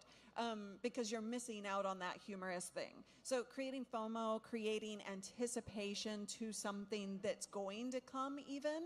So you can, one thing I do is take a photo while I'm creating something and tell them it's coming, not everything about it, but also like create that like, oh. Post-it notes, so if you can write your name on those post-it notes, they'll be collected. That's going to be your raffle ticket, okay, for, which we'll be running the raffle at the end of the live stream here. So Wallace M is asking, is it worth investing time and work into making a video podcast? Well, we've sort of, we've kind of talked a little bit about that, but in the age, the second part of his question is probably what we're going to get to. It is in this age where video podcasting is so popular, is it possible to succeed with only voice nowadays? Yeah. I think you can succeed as voice only. It is a bit more difficult because, as Tom alluded to, there's this expectation that every podcast has video now. Every podcast has a live stream. So it's going to be a bit more difficult, especially since you're kind of not necessarily ignoring, but bypassing such a valuable way to. Question for last, it's from Lee B. It is, how do you monetize a podcast? Wait, you can monetize podcasts? I'll jump in here first. The first thing I want to say, I just want to make it abundantly clear, it is perfectly fine to do podcasting as a hobby. You do not need to monetize it. There are people who golf. They make $0 because they love it. You can be the golfer of podcasting. But as far as monetization, there are tons of ways. You could do ads. You could put old episodes behind a paywall, merchandise. There's a lot of ways you can monetize your podcast instead of just shaking your viewers down for cash, pretty much. Dice. You could do live shows if you get a big enough audience. And the way that I recently switched to is a method called value for value. And this is a method I stole from Adam Curry and John C. Dvorak. And what that means is you don't put anything behind a paywall. You don't put any ads. You just produce the best show you can. And if anybody gets value out of the show, they just return that in a monetary way, in a time way, in whatever way they can. They return that value to you. Sometimes that is monetary. Sometimes they help you with ideas for future episodes. They may help with ideas for thumbnails, for clips, for anything. So that's my favorite method because people can enjoy your show without the sometimes extremely excruciatingly painful ads, and you get the value that you give. And I absolutely love that method. That's my favorite. Yeah, I love that too. I think it's very important to pay attention to what you're doing. So I talk a lot about equipment personally. So even my podcast, when it's not necessarily a gear-focused episode, I'm going to talk about gear. I'm going to talk about the microphone I'm using, the mixer I'm using to record into. It makes sense, not just from like a salesy point of view to put an affiliate link to that gear, but people actually want to know, like, wait, what is the mic you're using? And they just want a link to click that they can go to. So yeah, I'm going to put an affiliate link because they need the link anyway. Speaking of affiliate links, all my affiliate links of the gear that I use currently and some of the gear that I don't use anymore is actually in my description box below. So if you're curious about the gear that I use, part of my setup, please click the links below in my description box. Please and thank you. And that makes a lot of sense, and that's incredibly helpful. Stuff like it's helpful to me, helpful to them. And so I've actually done fairly well over the years with affiliate revenue. And I've had people try to just copy and paste what I do, but they have like a mental health podcast. It does not translate. Like that person is not looking for a new... Well, so I think that a merging of all of those things is really the right way to go because you can't just do it to make money, like you were saying before. And the value for value is beautiful, and it may not scale unless you get. Okay, so long story short, with everything, is my live scene working? Okay, it's not really. let's come here. Let's turn that off. Oh, okay. Just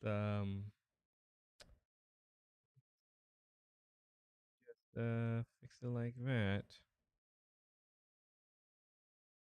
Okay. Yep, that looks good. All right, cool. We're cool. Anyway, we can put the music back on. Give me something to listen to. There we go. All right. So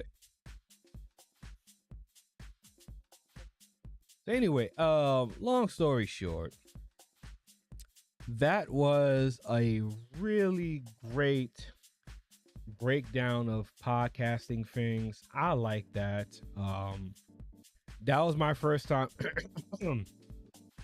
That was actually my first time actually watching it, because I didn't actually sit down and watch the stream because the audio was pretty bad. But that was an excellent podcast. Yeah, that was a good stream. A lot of good gems in there. A lot of things that I talked about extensively, like religiously, and overall just great information. The one thing that they really drive home, the biggest thing that they drive home is value.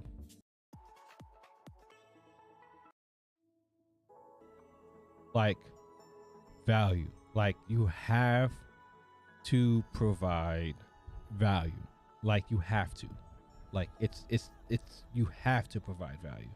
You have to provide some form of value to the people that are watching you that extends beyond them you just being there, right? Your value is not just you being there. Okay? This is why I hate NCS. They always play this EDM shit. I hate NCS. They always play this EDM shit. I don't want to hear that. And I'm using pretzel rocks for music, so it's always going to be an experience understanding how the music is on this thing. Okay, we liking that. That's good. Yeah, like your value has to extend beyond simply you just being there. Like you just live. Like I'm live, so here's my value because I'm here. I'm doing the podcast because I turned my camera on, so this is the value. Right? That's not value. That's not providing value. You have to give something to the people for them to give you something. You just can't tell them to give you things because you're here. You don't get, you don't get things just for showing up. Right? Like you don't get the trophy for just coming to practice but never playing. Like you don't even get the trophy for never coming to practice, right? Like you have to provide the people with something to incentivize them to give you something in return. That is the equal exchange of energy. Like you cannot expect something for nothing. Your something is not you showing up. That is a requirement. You have to show up. You have to present yourself. But you can't just simply say, I am here, give me money. I am here, support my channel. Like it doesn't work like that. Content, it's like for sales, right? I do sales. You have the product, right? And you want to sell the product. You don't sell the product by just showing the person, here's product. You have to talk to the person. You have to find out if the product is what they want. Is it of interest to them? Does it benefit them? How will the product help them? So your content, you are the product. How will you help the people that are watching you? What are you bringing to the people that are watching you that will change anything for them? Like, what are you doing for them, right? Like, if you're entertaining, are you entertaining? If you're informing, are you informing?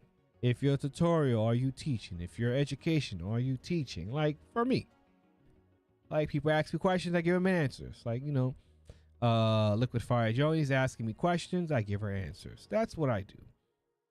Okay, you ask me a question, I give you an answer. And then you have something you want to know, I help you out. You want, hey, you take a look at this for me, I'll take a look at it for you. Right? That's what I do. Like, I break things down and I keep things technically simple in my own way. That's what I do. Right? So that's my value. I understand what my value is. I do that. And I can do entertaining as well. Right? And I could sometimes mix in the entertainment value. Thank you. I appreciate that. Like, I can mix the entertainment into the edutainment and make it edutainment. Like, I can do that. That's my value. My value is just not me sitting here, and I don't ask for money like that. Like, if someone wants to support the channel, they can. All the information is in the description box below. Cash App, PayPal, and Stream Elements donations if you want to donate to the channel. That's fine. But I don't. You know, I'm not hitting y'all with the listen. Y'all in Memphis, man. Y'all don't. Y'all gotta pay. You know, y'all gotta pay. I ain't coming back on the screen if y'all don't pay me. I ain't coming back if y'all don't pay me. Y'all don't pay me, I'm not coming back. You know, I don't do that. You know what I mean? Like, that's not how you present content, man. That's not how you run a. It's not how you run a channel, man. Like, it is nuts, man. I don't.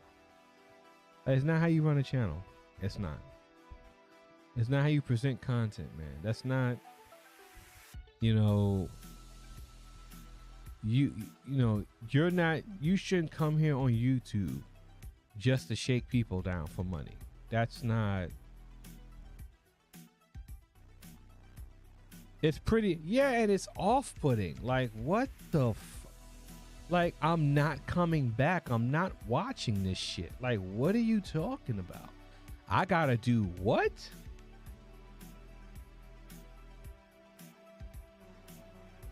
Yeah, it's bad business. How about that, right? If your channel is a business, you know, business, you're a big businessman, right?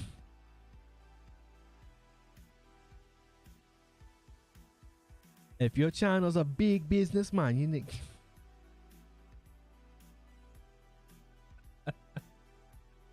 If you want money, you have to be big businessman. You can't present things. That sounded like me. You can't present to people the things them like this. You have to present business the way you're supposed to do business.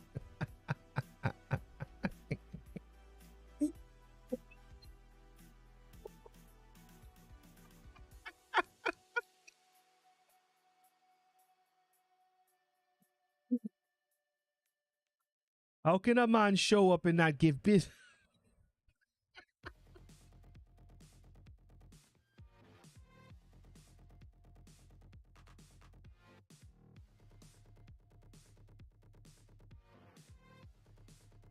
How can a man ask for business and not work? You lazy skunk, you have to work.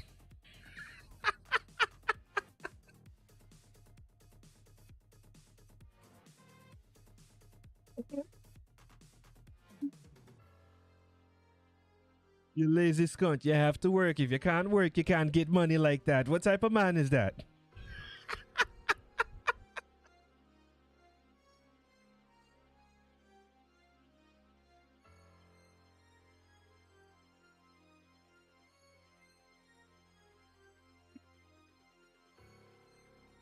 Lord Jesus Christ, the man want work but not want money.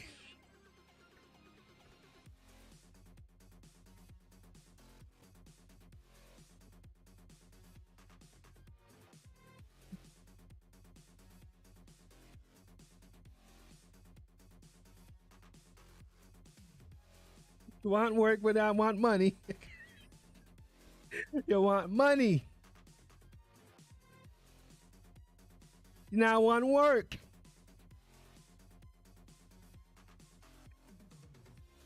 Nah, dog, it not go like that.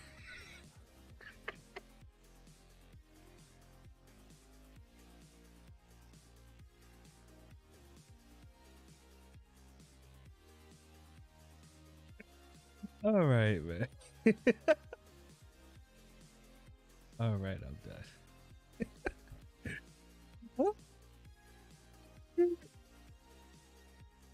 That's fun. I mean, when you break it down like that, it is, it's pretty funny. You know what I mean? You want money, you not want work.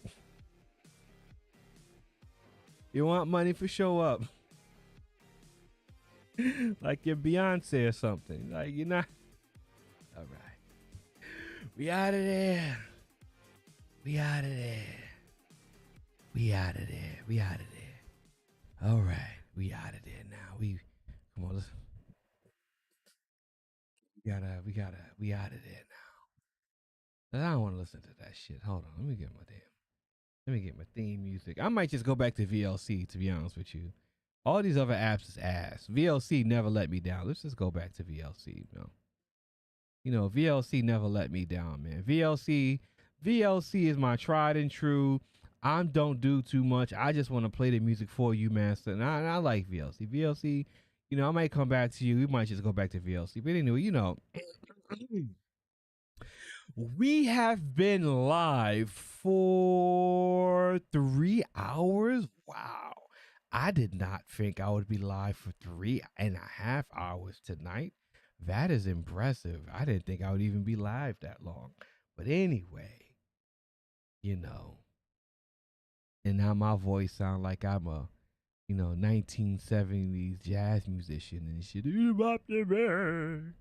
And if you were singing me and down in the rain, and I was dancing and singing and begging for cash apps,